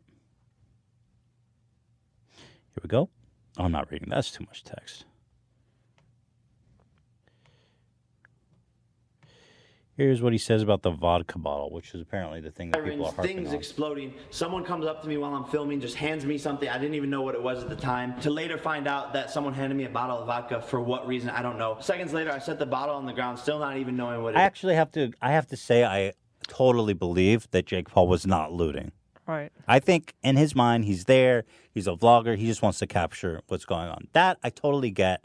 And I'm sure that he wasn't out there looting. The part about this story that I find hilarious is that in that apology video you just saw, which I'll reopen, he links a fundraiser on the side, which you'll see was organized by this guy, That Midget Asian. And I don't think we're allowed to say midget anymore. Is that right? Well, if it's his name. You think his name is Midget Asian? I'm kidding. It's raised $43,000, okay? And he put this fundraiser here. But what's funny is that Jake Paul didn't actually make that fundraiser. Here we go.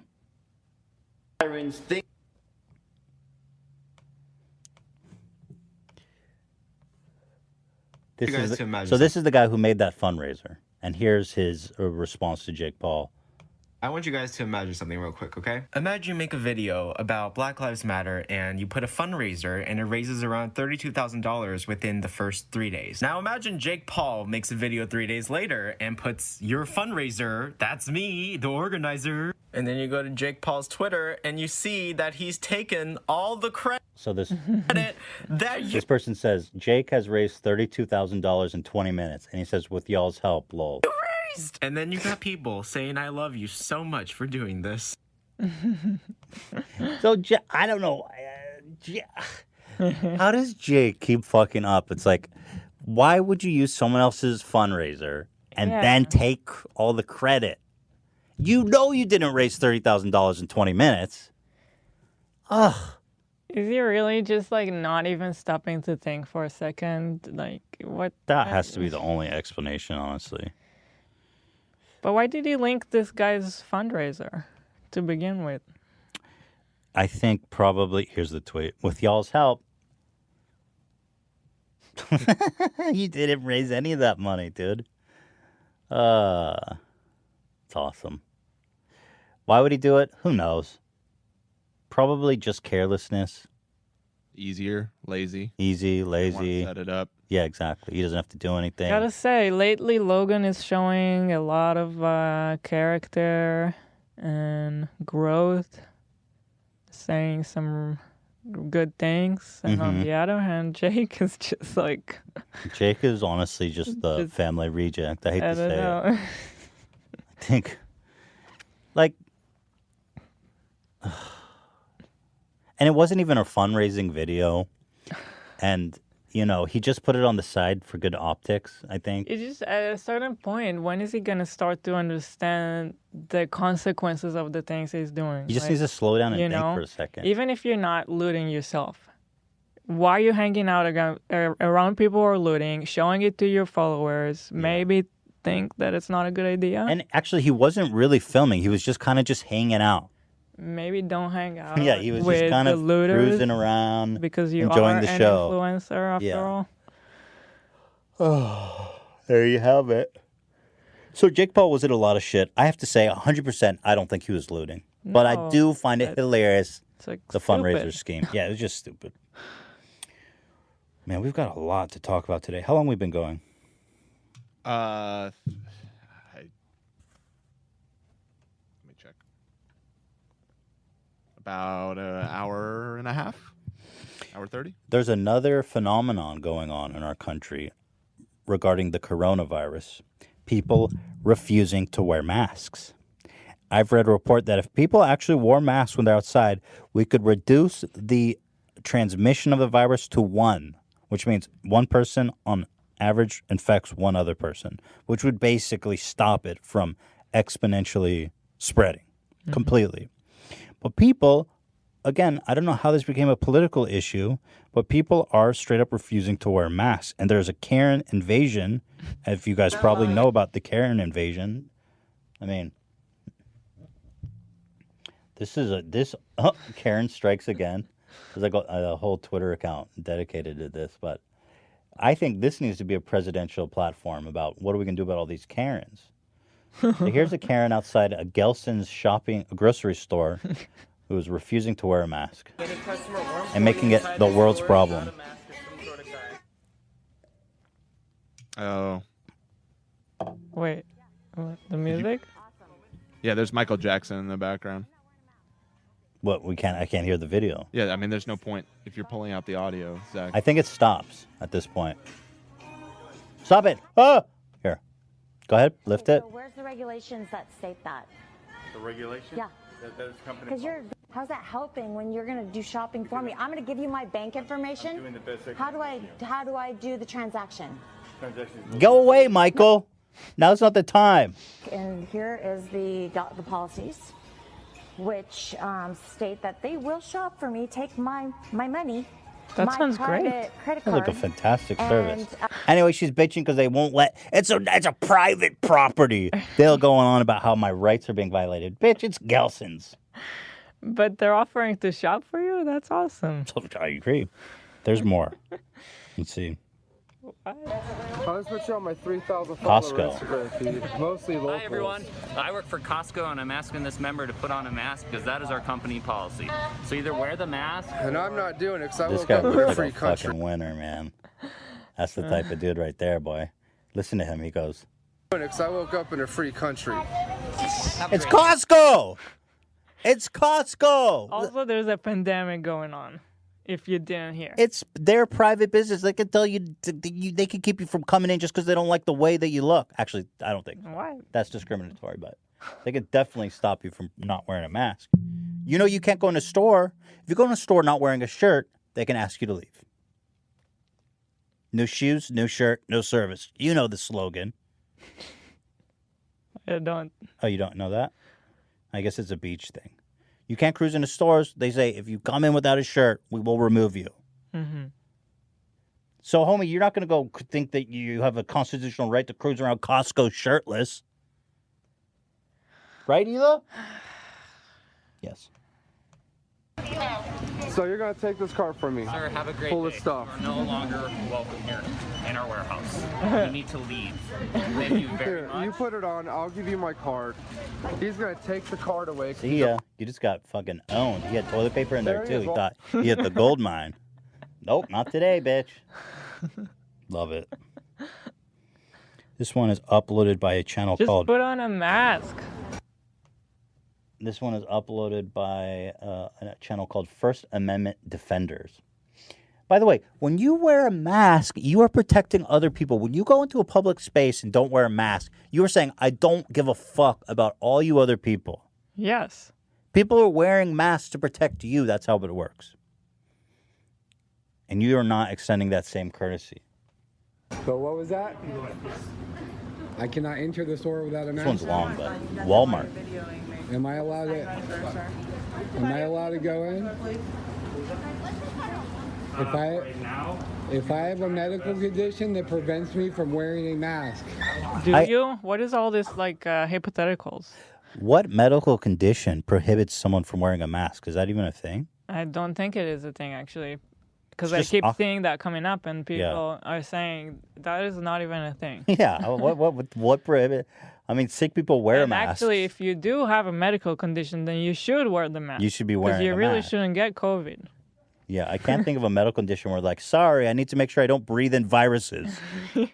My medical condition wants me to breathe in deadly viruses. I don't care what the sign says. I have a medical condition that prevents me from Then go wearing shop it. somewhere else, Your idiot. condition. Yeah. Stupidity. Stupidity. Yeah. Well, what law does that refer to? Also, I love how they just harass the employees. It's like, Yeah. dude, I have nothing to do with this, bro. My job is to prevent idiots like you from entering the store. What does it say? What do you want from her? What does the sign say? Read it, dum-dum.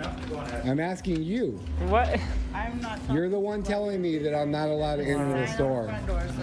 You're the one telling me. There is just a ton of people in the world who are this dumb. You need to learn the laws. Just imagine that. So what? I can't enter the store without a mask if I have Just a go in medical there then, condition? tough guy. Look at the scene. Everyone's just watching this dum-dum. Everyone's got a mask on. Just put one on. I have a medical It's really condition not prevents that me tough. from I have a wearing it. medical condition. I can't wear a mask. What is that medical condition, sir? Just you can't be uncomfortable for 5 I minutes. can't be uncomfortable. My skin is sensitive. Okay, so you're going to spread COVID to everybody in Walmart. Fantastic. Mask. What's your medical condition? So There you go. Do you think you have the right to ask me that? You think you have a right to ask me that? I love this. You don't have a right to ask me that, but I have a right to go in your store without a mask. Do you think if I have a disability, you have any right to talk to me about It's a that? California state law. It's not a state it law. is. What's the penal code for the state law? It's not your responsibility, dude. This guy's name. I've already spoke to Walmart corporate. Okay, that's fine. Just so you know. Okay, that's For fine. me to let them know which employees are not allowing me in the store without a I want to see this guy's reflection. I want to know what he looks like. It clearly says on the website. Anyway, 17 minutes of this. You guys get the idea. These poor mothers. And it keeps going. I'll tell you what. There's a lot of this stuff, Is there man. a settled upon male equivalent of Karen? Yeah, I think they're called Chad. Chad? Chad. But Isn't Chad's Chad already the guy who Chad's gets versus girls? Virgin. I heard somebody. I saw some. Yeah, you're right. Chad is the alpha. Right. Well, can it be the same guy? I feel like Chad is. whine- just- I feel like whining about a mask, it doesn't seem like a very alpha move to me. We need a Karen let's version. see. Ralph. Ralph. I just Googled it. It's Kevin or a Todd. Oh, Kevin. Kevin. Oh, poor Todd. That's your brother's name. It's my dad's name. Oh yeah, your dad's. And my name. dad's middle name is Kevin too. So Oh, your dad is fucked. Whoa. Does your dad wear a mask, Zach? Yes, he does. Okay. Yeah. Yeah. He's a Todd and a Kevin. He's a Brutal. Todd and a Kevin. Your dad is the worst. Wait, what was your brother's name? I remember we were Jared. Oh, Jared. Pro Jared. Tough names in your family. I know. I'm the only good one, you know. Yeah, you got a great one. So this is a Karen. So what is it, Todd or Kevin? Todd or I mean, it's this Reddit thread. What do you think? Which one? I like both of those. I like the Todd Todd. is good, I honestly. like the Todd. Yeah, I actually like Todd. Sorry, Zach. I like Todd. Unfortunately, a Todd.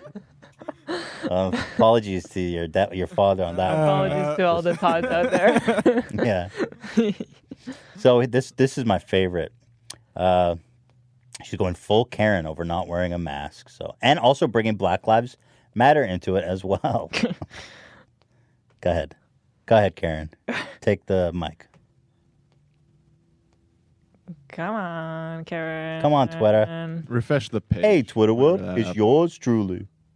All right, so I'm in Market Basket, and they're telling me I need a mask, but we're in a free country, and I'm not wearing a mask because It's private property, you dumb, idiot, stupid moron. You have no constitutional right to go inside of private property.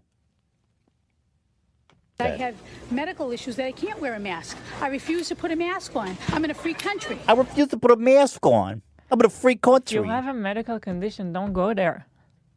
Stay at home. There's a no pandemic. there's no medical condition that prevents you from wearing a mask. None. If you're that sick, you should be in a hospital. I'm healthy. They can't allow Wait, me. so you have make up your mind, Karen. Are you healthy or do you have a medical condition? She's just throwing everything at the wall, man. This woman is not used to being told no. Not to wear a mask. I have civil liberty rights. All you're lives so matter. ignorant. My life matters. What do they want me to How drop? did that come into it? Now she's making it some weird race issue. Like she's just throwing everything at the wall. Wearing a goddamn mask. I want the manager. I want the manager. Americans need to speak up. What do you think about it? This is tyranny. This is fascism. Wearing a mask during a pandemic. This is outrageous.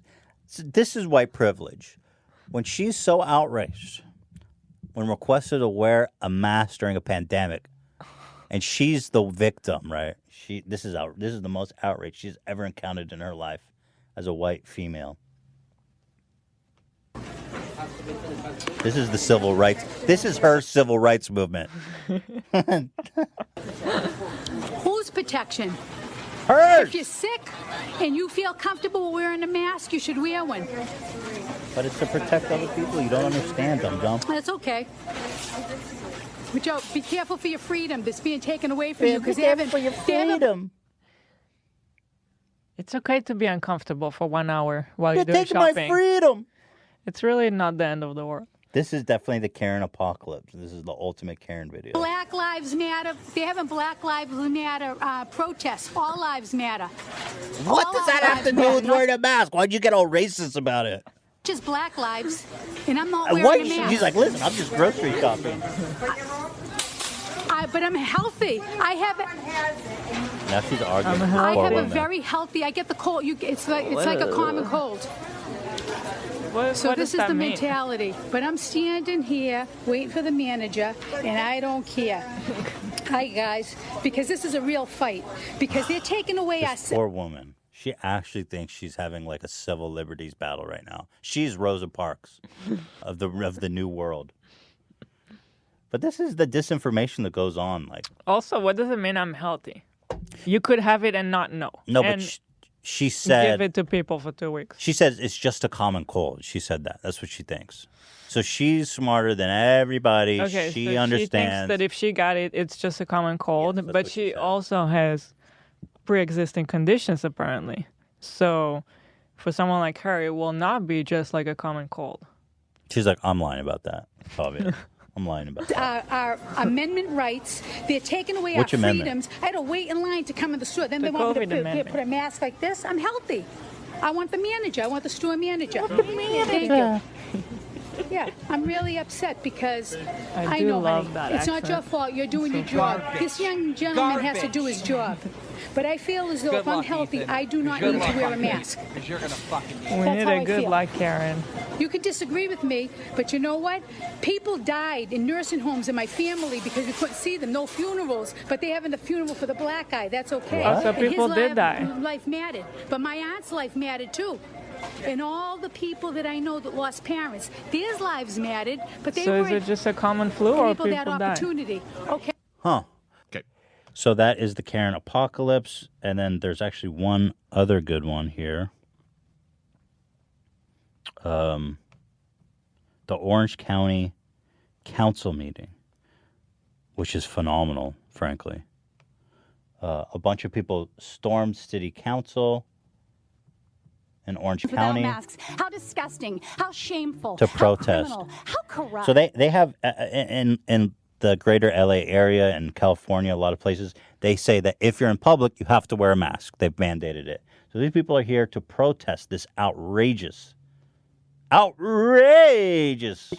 violation. sitting there breathing freely, building your immune systems without masks. How disgusting, how shameful, how criminal, how corrupt. This is a hoax. It's a fraud. There's nobody dying in excess of any other year in the That's last false. decade. Are you aware of that? False. Stop listening to absolute charlatan doctors like this Dr. Chow, who I wouldn't go. Your time is up. Thank you. Dr. Next Chow just speaker, put the please. hammer on her.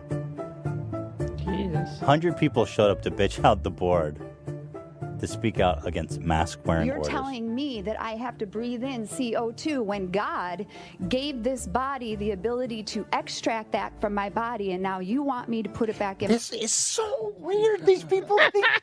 When I saw this, I was like, whoa, that's crazy. I never heard that. So they say that by wearing a mask, they're rebreathing CO2. Oh, my goodness. And in violation of God, of course, somehow. They don't think they're breathing fresh air because they're wearing a mask. Oh, my God. Wow. That's crazy. I mean, you can't, that doesn't make any sense. I mean, you can't live on CO2. You would get lightheaded. You would eventually pass out. People wear these masks all day, every day. Doctors wear them for 15 hours straight. They're not passing out and dying. You're breathing the same air, lady. You're not in. Stay at home then and don't wear a mask, you know? Why did I talk? That This is all Facebook. This is Facebook is responsible for this. I swear to God, if Facebook didn't exist, this would not be happening. Only on Facebook can people get together and agree that wearing masks results in you breathing an increased amount of CO2. My body. I have natural rights as a sovereign citizen of the Thank United you. States. Your time is up. It's a red You flag. are kneeling on the necks of the people, Oh! and you are continuing to act in Really? a thuggish manner. Dude, you can't. She compared making people wear masks to the police kneeling on George Floyd. Oh, my God. By the way, and I love how there's no relation to the two incidents. They're just hijacking Yeah. this brutal She's police. using a metaphor, Yeah, I know, but they're. Metaphorically. Yeah, I understand, but insane. they're using this unrelated police brutality. Yeah. Yeah. To try to make their point about wearing masks It's during awful. a pandemic. This is a caring collective. This is like the board of Karens. Was that Rick and Morty thing with all the Ricks? The Rick Consortium? What do they call it? I don't know. Nobody? Wow. Sure. Yes. Wow. I'm the only one? Isn't it the Council of Rick? Yes, the Council of Rick. The Council of Karen. There you go. Thank you, Zach. This is she imposed the mandatory mask order. God bless her soul. She resigned after receiving death threats. He's the new chief health officer. Go ahead with the sound. Faces from sight. I begin with the question, are you smarter than a fifth grader? Mm. I remember teaching my own fifth graders about the respiratory system. These 10-year-olds understood the most basic important element needed by the human body is oxygen. So I ask you, why in the name of science and health would you require people, especially children, to wear a mask only to rebreathe the waste product the body wants to get rid of? Can you point to one person that has died from... What are you talking about? That guy is a teacher. Yeah, Oh. that surprises me. Name one person on the whole earth that has dropped dead from not getting oxygen because they're wearing a mask. Making our children wear masks is contrary to the medical experts and is fundamentally Which wrong. medical They need to be exposed to bacteria in the air, playing on jungle gyms. Kids need sunlight, exercise, interaction, youth Sunlight? sports, What's and that got to prayer do with without masks? masks. If you deny them that, in 20 years you're going to have a population of immunosuppressed antisocial adults who can only interact via Zoom and FaceTime and need gloves to shake your hand. Okay, I have lady, been there's a pandemic. It's just one It's year. not ideal. I love how they can't deal with this shit. It's not fun. Just one fucking year we ask you to wear a mask and be responsible. This is Facebook. Discriminated 5 times in the last 2 days. Oh. I have been actually turned away. I cannot go in these businesses without a mask, even though I have a health condition. Children need. Everyone's got a health condition. You can't wear a mask. to be back on the field. Not in 2 weeks, now. As you can see, Taylor's got a soccer uniform on, and we're still not playing soccer. Oh, Guys, it's over. Like, really? Like, you know? I mean, are we still talking about this? Like, it's over. You know, this lockdown? I mean, you're looking at numbers. She's going to die. How is She's it going to over? die of COVID. Mark my words. That lady's going to die of COVID. It's over based on what? That you're tired of being at home? Yes. How are we are so doomed. COVID is coming back.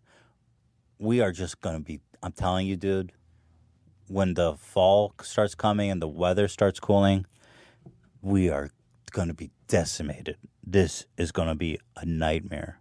COVID is going to ravage this country. New Zealand, by the way, they don't have a single COVID. They're back and loving life. Same thing with China for the most part. But here in America, land of the free to be ignorant, there's just so much disinformation. We are going to be COVIDed out of our minds. I mean, COVID party. The president is not wearing a mask, so Why do you think the president doesn't wear a mask? I think it's because of the spray tan rubs off his face. But people say he likes to politicize it. Well, anyway. He's going to start having rallies soon, and he's not going to require people to wear masks or social distance. That's going to be fucking fantastic.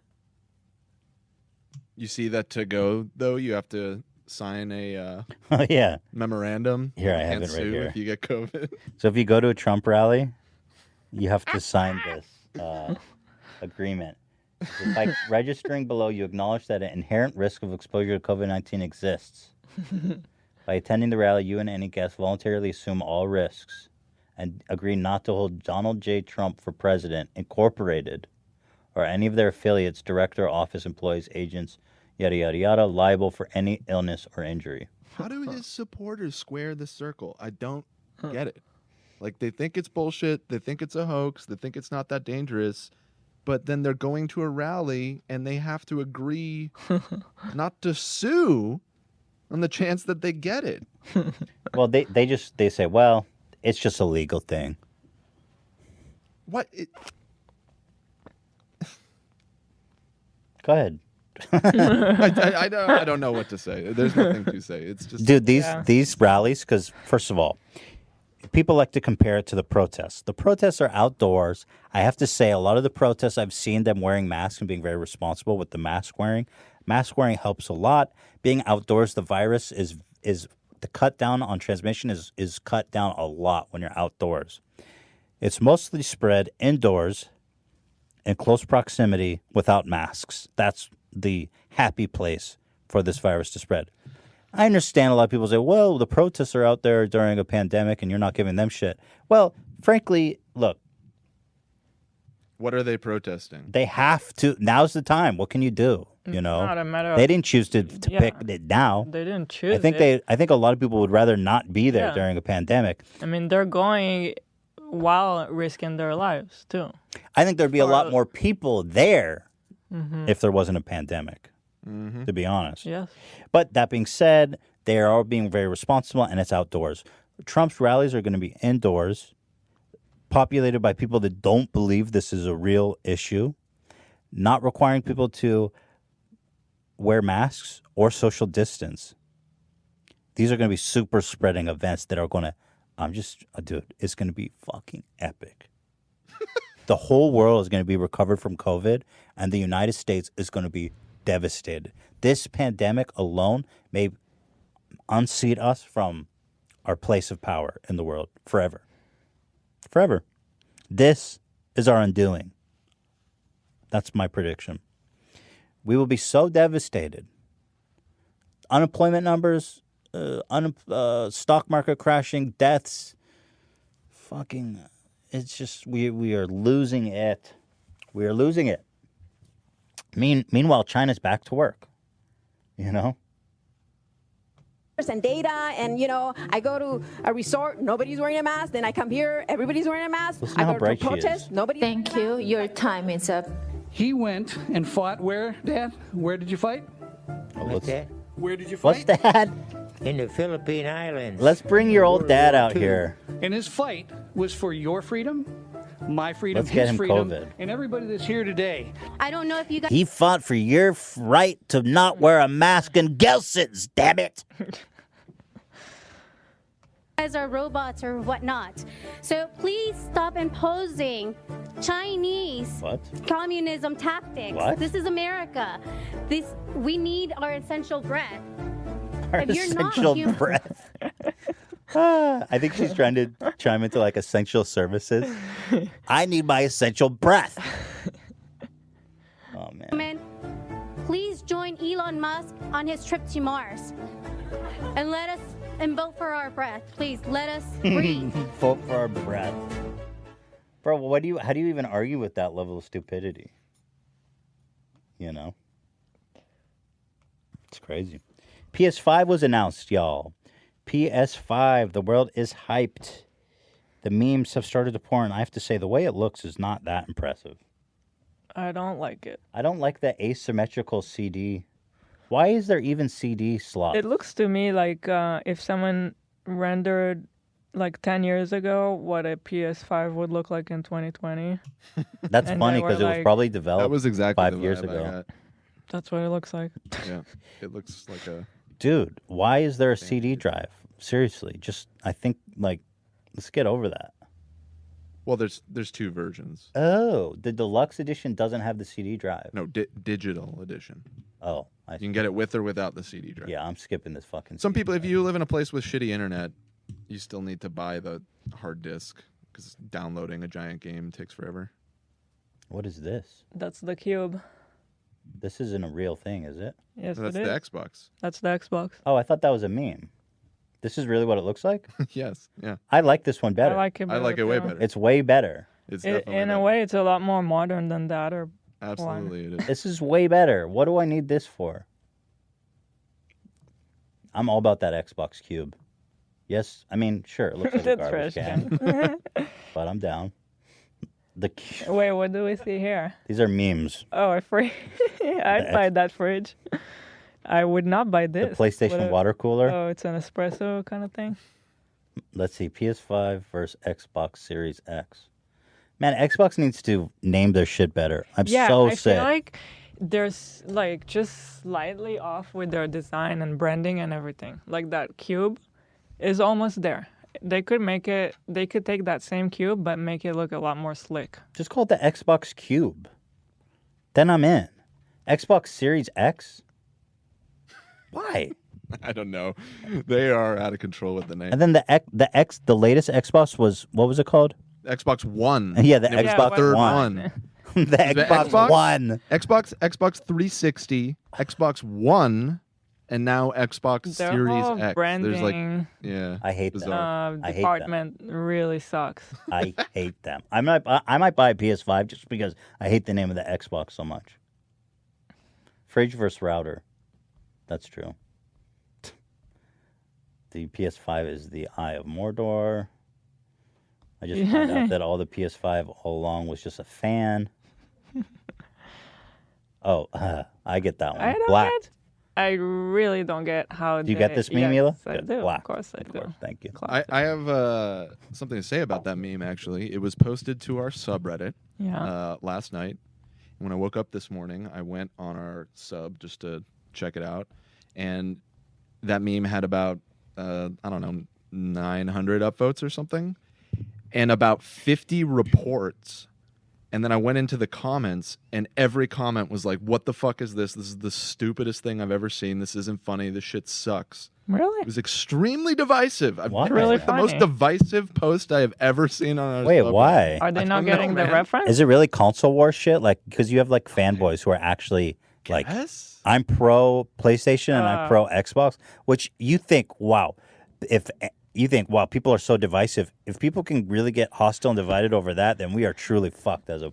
I mean, if I can rate a meme, and I'm really not the person to do it, but I really thought this one was funny. Yeah, this is a good meme. I'll officially give my stamp of approval. Oh, maybe I'll undelete it then. Although I do not understand the relation to H3. Although we make fun of it. Because we made fun of that. Black.com. Yeah. Allow it. Wait, you removed it, Dan? Well, again, it was causing like a meltdown Really? on our subreddit. No. I've why never would you seen a remove it? post with as many reports Weird. as that meme. You got to leave that up. I don't get it. A villain from DBZ. Cable. I have to say that to both companies that they could do so much better with the design. I really don't get it. What's the problem? What's so hard to design a cool Jesus, looking? Look at that one. Ian went deep on these. Wow, there's a lot of these. What the fuck? People have been up all night with this shit. Yeah. You know who did really well? The Nintendo Switch. Yeah, Switch. Nintendo always does it, man. They always get it right. You know. Yeah. Actually, that's not true. Virtual Boy. What was the one before the Switch? The Wii U. The Wii U. Yeah, that was. Ugh, that was I a hate the disaster. Wii. I think their big mistake was branding it as a Wii. You got to move on. Talking about the Wii U. Yeah. Yeah. So, how much is the PlayStation 5? They announced. Oh, I don't think they gave a price. Oh wow, it's gonna be bad. I bet you'll be like $1,000. No way. It says here, Sony hasn't confirmed the price yet, but analysts predict it will be $500. That's how much the last one was. That seems fine.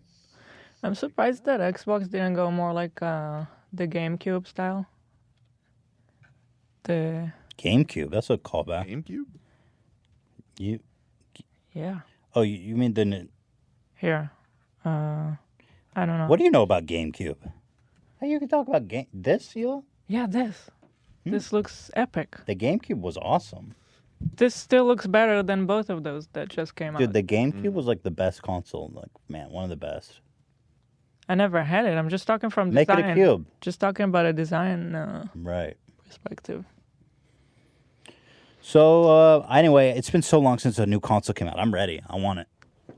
I need it. And then the thing is, like, I have a really old PlayStation 4 because then they upgrade it with, like, the PlayStation 4X, the PlayStation 4X Plus Extreme, the PlayStation 4 4KX Double D Black.com. And I'm like, I don't want to buy any of these new consoles just so it goes faster. I want the new console. I don't want to buy 3 of the same console. You know what I'm saying?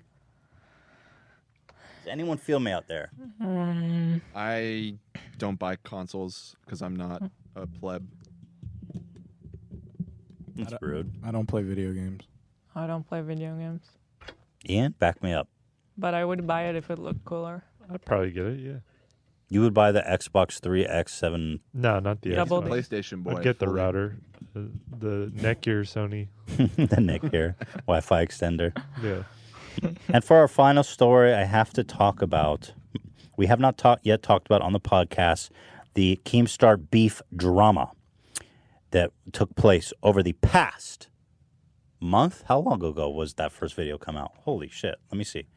Keemstar content nuke. Wow. When did this released? May 19th. It's almost been a month. Wow, that's crazy. You mean the video where you threatened his life with a nuclear? Yeah, exactly. Yeah, because we all got nukes in our I know. houses That's a ready realistic to launch. threat. Yeah. Don't fuck with me. I'll drop a nuke right on you, boy. Garbage. Oh, by the way, so I haven't talked about it, but now's the time because there's been a lot of developments. Now, let me preface this part by saying, for the last 3 years, I have tried my best to just take what everybody's been saying, try to parse out the reasonable stuff and dismiss the unreasonable stuff, and take the criticism the best way that I can, and just ignore the rest. I mean, for anyone that's been paying attention, there's always been a huge influx of videos critical about me. I think in part because people are either disappointed that my views, I think a lot of it stems from either people who disagree with me politically, who sees me as someone who's not what they thought I was, people who miss our old videos, and people who just generally think I'm a hypocrite and whatever, yada, yada, yada.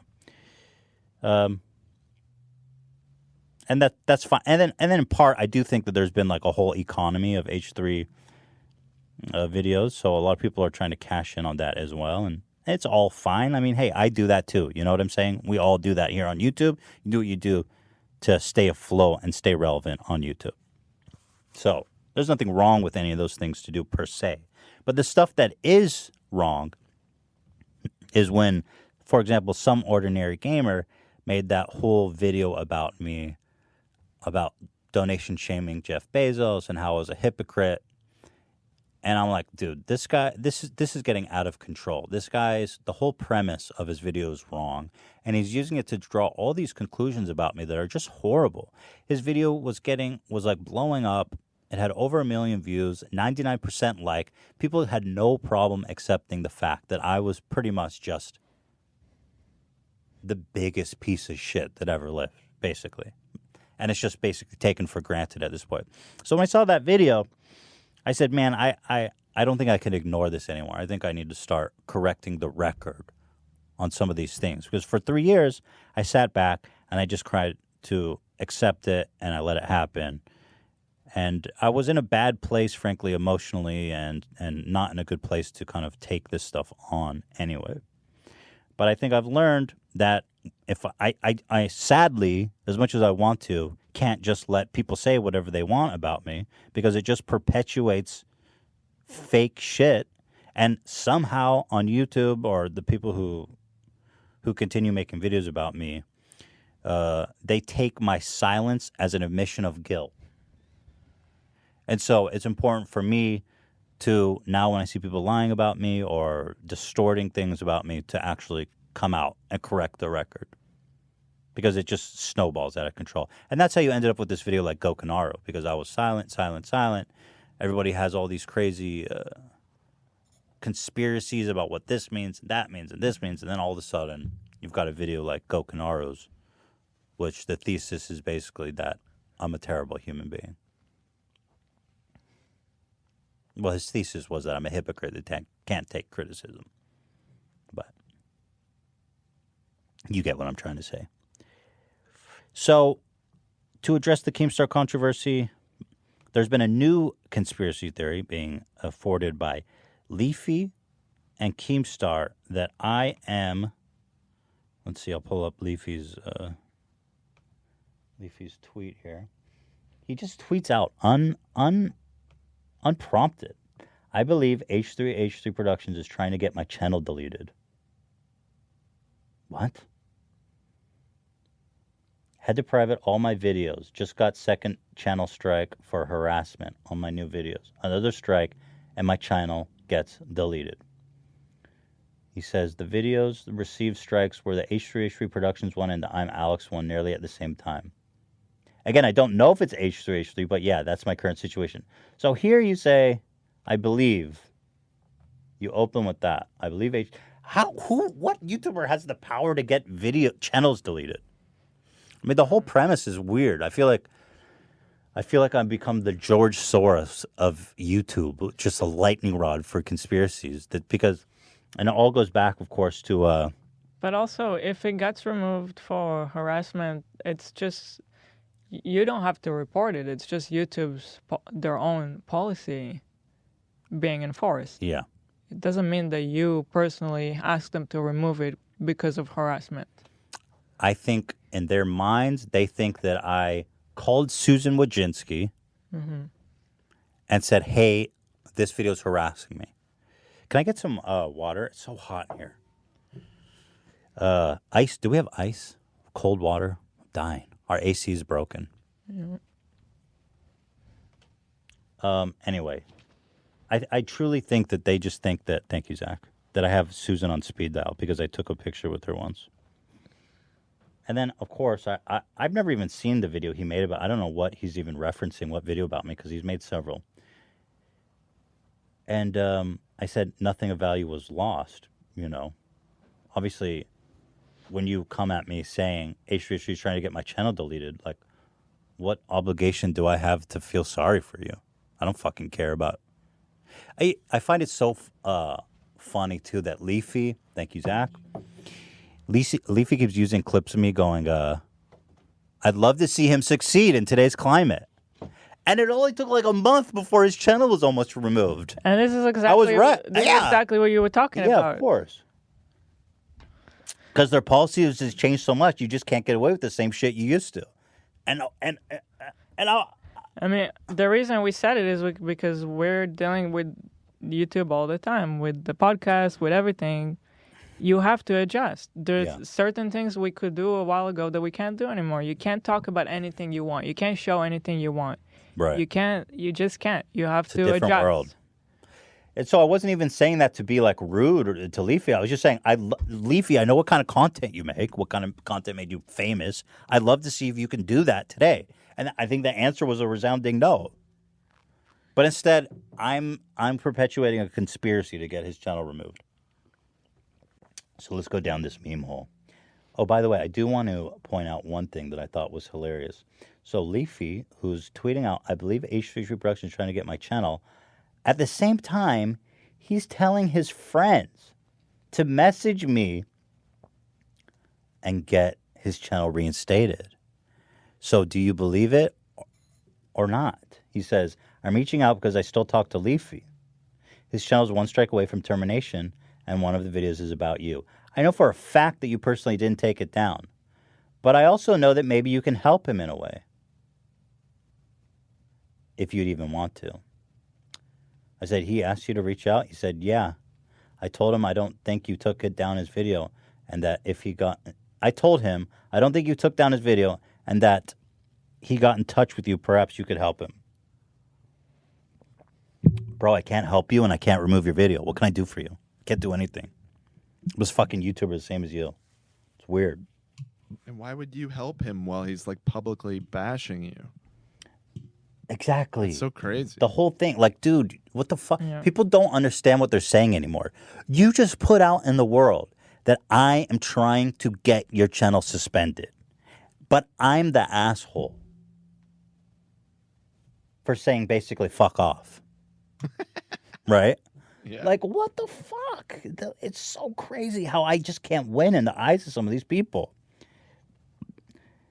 And then all these little commentary channels are scrambling to prove what an asshole I am.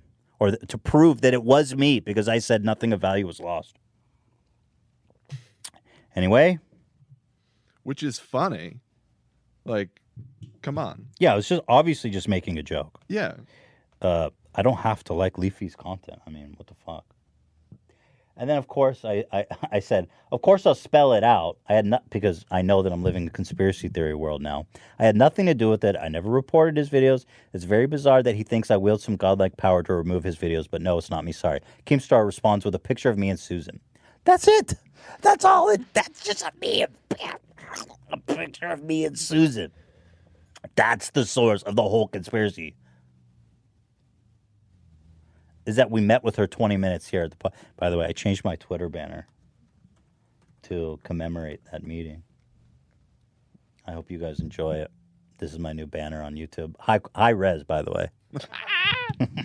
Fucking love it. Yeah. So anyway. So this is, I think this is Keemstar's basically his way of trying to get revenge, is to fuel all these crazy conspiracies about me. But no, I had nothing to do with it. I don't even know what video he's referring to. And then this is the best part, right? Team YouTube tweets out to Leafy.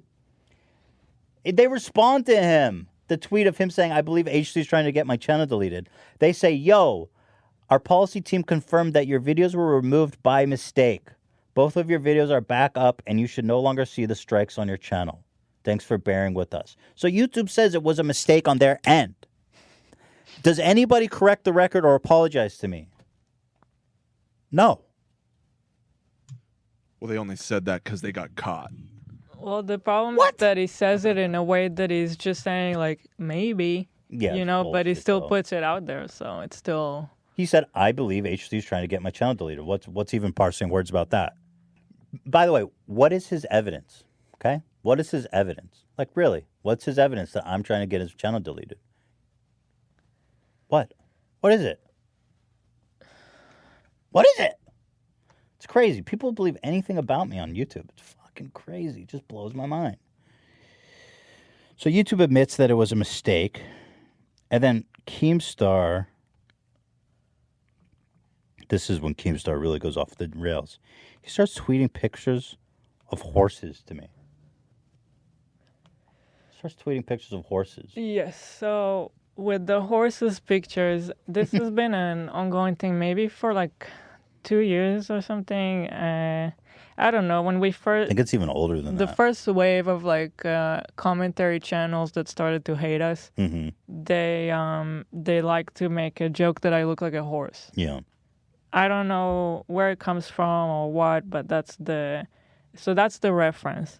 But I find it funny that Keemstar doesn't have the balls to say it directly. Yeah. And he won't say it directly to me, but he's just sending these pictures of a horse. Yeah, he's such a petty little fucking cunt. Like Yeah. he just he can't accept. Yeah. Can't talk about not being able to accept criticism, bro. You don't own up to anything, and you just start tweeting me pictures of a horse. But wait, it gets better. Okay, so he tweets pictures of the horse. Okay. By the way, I first responded, I don't get it, because I wanted him to be man enough and explain what it is. But then I was like, I want people to actually know what he's doing. So he said, obviously he's meant for Hila. All the edgy kids always say she looks like a horse. Okay? Hila, you're beautiful, gorgeous. You're like, everybody knows you're like a queen. Thank you. Well, obviously. it's fine. You're Someone like Keemstar is making fun of how I look. Okay. That's true. I mean... Keemstar, I know you're going to listen to this. Next time, just tweet directly at me and say what you have to say. That's true, huh? I did block him, though, so... Yeah, Hila blocked him. Hila's like, should I block him? I just don't want to see this shit anymore. And I was like, well, yeah, go for it. I mean, Keemstar blocks literally... Keemstar's Twitter is his safe space. Like, all of his response... Everyone who responds to his tweets are just dick writers because he blocks anyone that even dissents. Yeah. Like, I have this friend on YouTube who I've recently made. His name is Starkiller. Starkiller. This guy, I gotta give a shout out to Starkiller. He's the only motherfucker that rode for me on YouTube. He made a whole rebuttal to Gokunaro's video like years ago to defend me and say that Gokunaro's videos were all bad. And this Starkiller, this guy's a legend. This is a real ride or die motherfucker. So anyway, he tweeted something at Keemstar, and he has like a couple hundred followers on Twitter. He got like a couple of likes, and Keemstar blocked him. Like just some random dude on Twitter. So he's in the nitty gritty, just blocking anybody. So yeah, just block him. I mean, who gives a fuck? It's done. There you go. Congratulations. So he can't tweet it at you. So what should he do if he wants to send more horse pictures? Just say my name and say exactly what he means. Say this is Hila. Yeah, and what exactly does he not like about my appearance? He's pretending like he's trying to pretend like it's a dead horse meme. That's not a dead horse. No, he's not trying to pretend. He said that you like horses, and he heard about that from a friend. Okay. He's not pretending.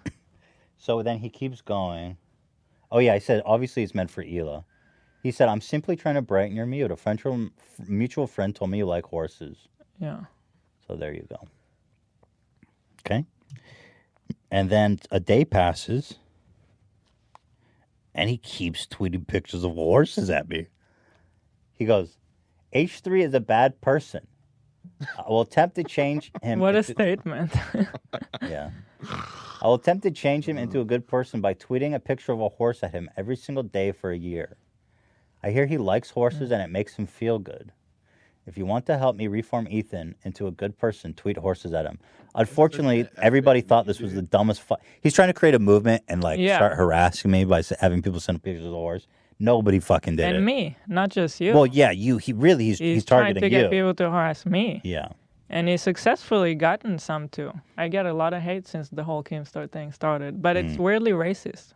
He even responded to a Black Lives. Here it is. Yeah. I'm tweeting about all these police brutality, and he thinks now is a good time to tweet a picture of a horse to me. Here's a picture of a reporter getting pepper sprayed in the face unprovoked, and Keemstar goes, "Let's send him a horse. Now's the good time." Epic. It's awesome. It keeps going. The Keemstar, there's not enough shit going on in the world. So here's Keemstar sending me a horse again on the next day. Here's the top comment. Bro, cut it out. We know you tried, but he gave you an L. I think he eventually stopped just because it was not working. So I kind of find it interesting that he stopped around the time that he got punished from YouTube. I didn't put that together. Mhm. Well, let's see. Here's is this his last horse? Let's see. This was on June 7th. A few extra horses today because I know you're going through a lot right now. Have a good day. There's good old Keemstar. Basically saying, I know you're having a hard time, so let me try to get people to harass you and your wife more. Love him. Good dude. So then the next drama alert comes out, and of course he covers the Leafy story. Look how desperate he is to try to make this seem like a big deal. Oh, you got exposed big time. Oh yeah, Jake Paul. By the way, Jake Paul, who was caught rioting, and me. What's up, Drum Alert Nation? Look at him. I'm your He's trying host, so Killer hard. Keemstar. Have you ever seen him so animated? Dude, chill. Into the news! H3H3 tried to take down Leafy's channel. Well, we don't know, but he's been accused. You gotta love it. I called this We don't fucking know. guy out for putting out false, fraudulent, fake stories, and he starts off by saying, H3 tried to take down Leafy's channel. Well, we don't know. "Oh, well, we don't know." No, but he's been accused of it. But before He's been accused of it by who? Leafy And you. and you. I love that. It's like he's been accused now of he's it. got like multiple personalities. Yeah. He's reporting on himself. He's been accused of it by me. That's a really good strategy for reporting the news. Make an accusation on Twitter, and then you can report it as news on Drama Alert. Mm-hmm. He's been accused of it. It's awesome. we get into that story first, we have a So he's like, all right, I want to just make sure everyone knows that H3 did this. And then he talks about Jake Paul looting, and then he comes back to the story here. Let's see. H3H3 uploaded a video titled My Experience with the Police. And in this video, H3H3 goes on to say that like when he was younger, he got pulled over by the cops. It was a fine experience. He got caught like drinking underage. It was a good experience. All of his experiences with the police throughout his life had been good. He thought police are the good guy, but now he's questioning if it literally was the color of his skin and why he received such good treatment from the cops. Now, I think it was a great message that he put out there. I applaud him for it. Thank you. However, he started losing subs. H3H3 tweeted out, first time being happy that I lost subscribers from... And by the way, I knew that I was going to lose subscribers when I made that video. Mm-hmm. It's just there's just a certain level of people out there that either don't want to hear it or disagree with the message or think I'm like what do they call it? Virtue signaling, which is what people call someone nowadays when just caring about anything is virtue signaling. But anyway, I knew people were going to unsub. Video. Basically, H3H3 is saying that he has some racist fans and they didn't like that he was speaking Yes. out, so they're unsubbing. Definitely. However, it seems to be all the chatter that we're seeing online that it wasn't racist fans that were unsubbing. It was people calling H3H3 a hypocrite because the whole basis of his video. Dude, people were unsubbing the second I Yeah. uploaded that video en masse. I love how he's taking something that isn't a story and he's trying to blow it up. But let's see. Video is that the police are judging people based on their skin color. And a clip came out of H3H3 judging people based on their skin color. Ultra Joe responded by saying, maybe you lost subscribers because of this video. Oh no! What is the video? Roll it. Because I was like, they're like these huge black dudes and they were all strapped. They were all black. There was like 10. I'm just saying, every single one of them was black. Okay. I don't even pay You don't attention see to skin color or color? anything. If there's 8 dudes on security and they're all black, I think that's worth noting. I just noticed their suit. They were all wearing suits. They were all wearing suits. Yeah, no, they were super remember the professional. combo. And I mean, they were all like 6'5", black dudes. Yeah, that's terrifying. Is a 6'5" black dude scare you more than a 6'5" white dude? No. Is it supposed to? Well, I mean, it's the height maybe that will scare you. Yeah. Yeah. How do I get out of this? This man. So, by the way, I will I don't remember the context, but I think what I was trying to do was highlight I was almost trying to admit how I racially profile, like how I feel like people do that.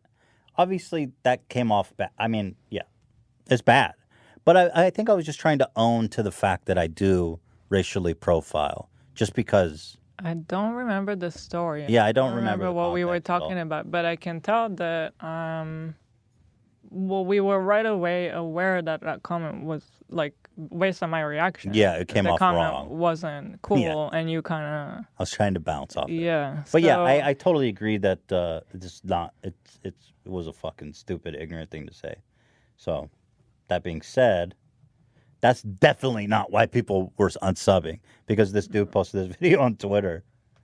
Dad is the biggest hypocrite on the planet. Oh, wait. Now, that video continued of Ethan saying the N-word multiple times. Obviously, I'm not going to play that footage in here. But wow.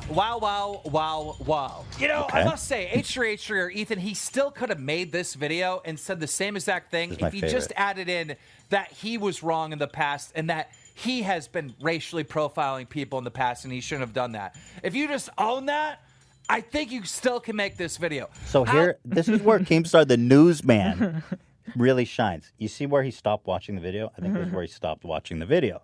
Because if you actually watch my fucking video, Keemstar, you pathetic excuse for a newsman. This is the saddest shit. I literally put a whole segment in there talking about And how I I'm a stand before hypocrite you because I've as done a racist hypocrite, shit. As somebody who has not always been on the right side of racial issues. I've said the N-word on my podcast, and I thought I used it in a context that made it okay. I look back on those clips with just embarrassment and shame. But sometimes a hypocrite is just a man in the process of changing. I mean, the guy couldn't even finish the video he's reporting on. And then Keemstar actually got a 2-week suspension from YouTube, from the partner program, and made this really kind of bizarre apology. Hello, guys. I am making this video to inform you of what's going on. Was the Underwood 2016 a conscious choice? Definitely. Because, okay. I mean, Underwood is definitely not someone you want to identify with. Going on and to I think, apologize. you know? I have been suspended from the YouTube The dude partnership is like a program murderer, for 2 schemer. weeks. A couple weeks ago, I re-uploaded the Gokenaro documentary on H3H3. This original video was removed off of YouTube in 2019 when YouTube updated, their policy on bullying and harassment. There was a scene in that documentary that was considered simulated violence against the creator, that being H3H3. When I re-uploaded this documentary to Drum Alert, we edited out the guns and replaced those with toilet plungers. And we removed the gun sound effects and replaced those with squeaky noises. I thought by doing that I was turning this scene into comedy and that I wouldn't be breaking the rules, but I was wrong. YouTube still seen that as bullying, harassment. They still seen it as simulating violence against the creator, and that video was taken down. I've never had a strike on my Yada, yada, yada. So he's saying that it wasn't you, basically. He is saying that. Mm-hmm. Because later, that's funny because his messaging is kind of sloppy. Yeah, because here in the video, he basically says, okay, I was not aware of the terms, but now I am aware and I understand the terms. Hello, guys. Here, it's right here. I am making What is this with Twitter? video. I can't control these. Okay, here. I much better understand the rules, but to also spread the message out to the community of what the rules are. Because when I uploaded that video, I didn't think I was breaking the rules, but that is how strict YouTube is on the bullying and harassment guidelines. And I understand where they're coming from. They're trying to make the platform better for creators. And based on talking to them, I understand that I broke the rules and that I am sorry. Cuck. It's funny. Someone's like, "Why are you Are you sorry?" Or he's like, "I'm sorry, I broke the rules." And I don't know. I want to find that. But like, why are you apologizing if you're not sorry? Anyway, some ordinary gamer goes, as much as I love a good conspiracy theory, I don't believe Ethan has a kill switch on YouTube. And then Keemstar goes, horrible take. Open your eyes and watch what's happening, which is almost like an ironically weird QAnon conspiracy comment, but apparently he's being serious. So before or after the video? What's that? Was that before or after his That was apology after his apology video. Okay. But you know what? I actually never watched the plunging video. So I was having a conversation with Go Kanaru on Twitter, and he told me, well, go watch the video, and he sent me the link. So I was like, okay, let's see. So the video was removed for simulated violence. Let's see how much of an effort they actually made to cover the gun. Well, we can't show it, can we? Well, I can't show me being murdered, but I can show the plunger. This is that one, I mean, you can clearly see he's holding a gun, right? So I'm sure that look, so YouTube clearly just saw this as them trying to skirt the guidelines. Yeah. And really, I'm not surprised. I mean, anyone that's watched this scene and understands the context shouldn't be surprised. Look at this. He's obviously holding a gun. Yeah, you can still see it. Yeah, I mean, so I'm not at all surprised that that this video was removed. Whose idea was it? Plunger. Like what? I guess. So weird. So anyway, I'm not surprised, and I'm not surprised YouTube was angry either, because they're like, look, we removed this video for having an assassination scene, and then Keemstar, really out of spite, re-uploads this video and skirts the guidelines in a really kind of bad way. I said, look, if you wanted the video to stay up, why not reshoot the outro scene and use a plunger instead of a gun? It definitely would have stayed up. Or, like a couple of other people, cut out the scene at the end with the gun. There's 3 minutes at the end. If you cut it out, the video stays up. Everyone who uploaded this video on YouTube and cut out the last 3 minutes, the video is still up. I mean, there's no conspiracy, you guys. Just fucking, literally, you could have just cut out the last 3 minutes and that video would still be up on your channel. So that's pretty much my thing. I just want to address this crazy conspiracy that's going around and being perpetuated by Keemstar, really. I guess at a way to get back at me, that I have a kill switch on YouTube, Susan is on speed dial, and I remove all videos critical of me on YouTube, even though to this day, it's still just that one video. And if you cut out the last 3 minutes, it's still up on YouTube. Mm-hmm. So really, there's 0 videos that have been removed of me for being critical of me. So obviously, I don't want to talk about this shit. I'm over it. Everything that I said about Keemstar that I wanted to is in those 3 videos I made. It's out there. But I do feel the need to address these conspiracy theories so that at least I'm on the record explaining it's bullshit and why is it's bullshit. Gabish? And Hila, you do not, for the record, resemble a horse. You are a beautiful young woman, and I think you are And by the way, I saw a lot of people... horses. Dude, horses are majestic as fuck. I would say you are just the right height. No bucket required, baby. For sure. Top of the line. Good shit. Everyone was saying how beautiful you are, by the way. Even the haters were like, to be honest, Hila's beautiful. The kids who were like Keemstar fans. It's fine. I don't need anyone to feel bad for me. I just find it so petty. Yeah, of course. And especially coming from Keemstar. I mean, the guy is no Brad Pitt, if you want to talk about it. So could Brad Pitt send you pictures of horses? Sure, I'll take it. Yeah, Brad Pitt. Yeah. If you're out there listening, Brad, you can send pictures of horses to Hila. I'll be mad, though. I don't want Brad Pitt flirting with you.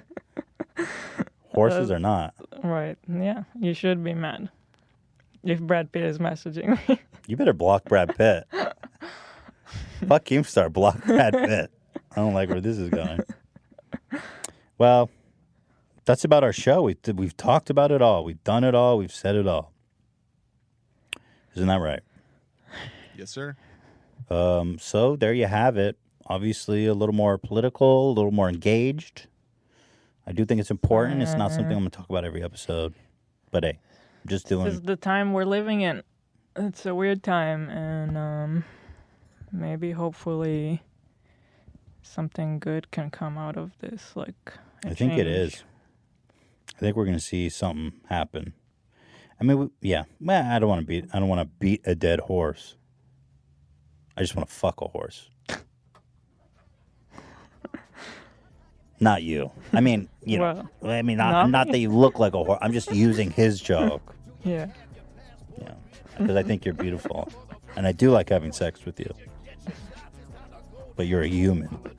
Just to point that out. So that's it. Have a great weekend, guys. We love you. We appreciate you. We will be back next week with William Osmond. Very much looking forward to that. Mm-hmm. And until then, have a fantastic week. Stay blessed. Stay safe.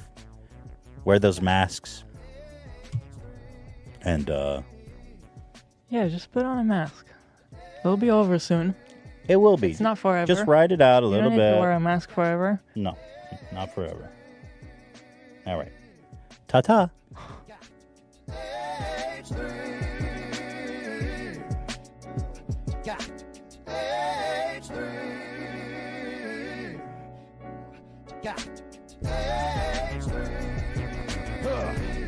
We're coming through on that ass, baby. You better watch out. You better watch out. Ooh, what up?